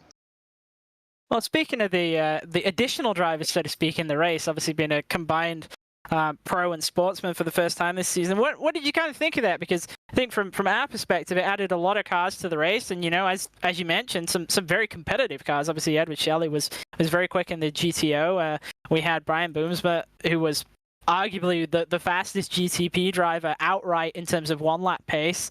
What do you think about that? Do you like kind of having the sportsman and pro mixed together, or do you prefer to have them separated? Well, I'm of two minds. The driver kind of likes it. He likes having the field a little bit fuller. The steward, who has to look at the replays and all the protests, maybe a little less. Just the added chaos of all of that. But no, it was good. In a multi-class race, I don't know if it helped kind of mitigate it a little bit, because there were sportsmen in different classes. The way we started the race, I think, helped out with that. No, they seem to be pretty respectful of us, and hopefully the pros were pretty respectful of their races, because I know they have some really tight championships coming down to it. But no, it was just nice to see a field of 40 some odd cars again for a Euro race. So if that's what it takes to get it, then I'd probably be for it. Would absolutely agree with that. It was great to see a large field out there today. And before we let you go, is there anybody that you'd like to give a shout out to? I mean, shout out to all the Grizzly guys. It's been a hell of a season so far. Sadly, I think we probably didn't quite do enough to really push the fight for the constructors to Homestead. So congratulations to those satellite guys. I'm sure they've probably got a big enough gap there. But all the Grizzly guys, Josh, David, Ken, working on setups this week. And shout out to Brian Bennett, guy that we've worked with in other leagues, running in the Americas, Sector 5, helping us out and doing practice during the week. Awesome from him. Thank you for coming and chatting with us, and congratulations again on another top 5. Yep. Have a good one. Well, that was Trevor Vorosky joining us, which does leave one final driver to have a conversation with, that being Ryan Walker, who is here right now, 4th overall in GTO, 3rd in category in GTO Pro Split. But for you, Ryan, there's only one place we have to start talking about, and that's the final chicane, the Le Mans chicane on that last lap. It was about 20 kilometers an hour slower than the lap before. Were you expecting that? Were you prepared for that? What happened in your mindset through that final lap? I think Trevor already talked about it, but the final lap into the Le Mans chicane, or bus stop chicane as I keep calling it, since it's what I've basically grown up knowing it as. But yeah, I think me and Trevor had two different strategies with in regards to the last lap. I think he went in slower to try and slow me up. I kind of backed off early to try and get a run, and it looked like I was going to get good momentum. I ended up bumping Trevor by accident, but still that was a great battle with Trevor for, I think it was the last 30 minutes, or yeah, the last 30 minutes pretty much, and I tried everything to get by him. Every time I got a run, he kept on getting back through, and it was kind of, yeah, it was really good. I was really, yeah, I was buzzing after that. And you'd be buzzing after 2 hours and 25 minutes in this car. Just talk about how this car was to drive, because it looks like that you do have a level of control with it, but it's one of those machines where you really are having to crank on the wheel. There is a bit of understeer to it. Yeah, it seems to be this GTO car from the past races I've done with it. It seems to be it requires you to use a lot of trail braking, and with it being 4-wheel drive, but it doesn't really bite you like it would the GTP would, but you've still got to be really careful, and yeah, it's a car that seems to reward really smooth driving. Well, smooth driving you managed to have here today, but let's look forward to the championship finale as we move over towards Homestead. What's your thoughts then, heading to what has been for the longest time the traditional home of NASCAR finales? Not so much anymore, but talk to me about Homestead and what you think of that as a final place for a championship ender. Yeah, I think it's a good place to end the championship. Ovals have never been my strong point, so for me anyway, I'm just aiming to go to the final round and try and finish and pick up some points for the team's championship. But I was doing some terrible calculations on my part, but I think Satellite might have just wrapped it up for the final round. But yeah, still aiming to finish at the Homestead and pick up some points just to be safe. Well, the numbers are certainly there for Satellite, and we hopefully see that as a championship that is done and dusted. Well, you would like to see it as a championship done and dusted. We'd like to see a battle all the way towards the end. But before we let you go, Ryan, who gets it done for you? Shout out sponsors, anyone you'd like to thank? The other guys in the team, Dallas, Gabriel, Adam State, who recently joined us for this round, and also the other Ryan Wasilewski, and the sponsor-wise, Ellis Engineering, Maradness, Nemesis Lab, and I think that's about it. And also you guys for putting on the broadcast. Oh yeah, can't forget us at all. Ryan Walker there, joining us then, 4th position overall, 3rd in class with a strong finish overall. And Christian, this season has been one which, in the long and the short, has had a lot of ups and a lot of downs, and a lot of different drivers bring themselves to the forefront. But it's just felt like in the final stages of this season, it's been about consistency and consistency of performance. And that's when, at the right times, Dallas Pataska has stepped up to the plate.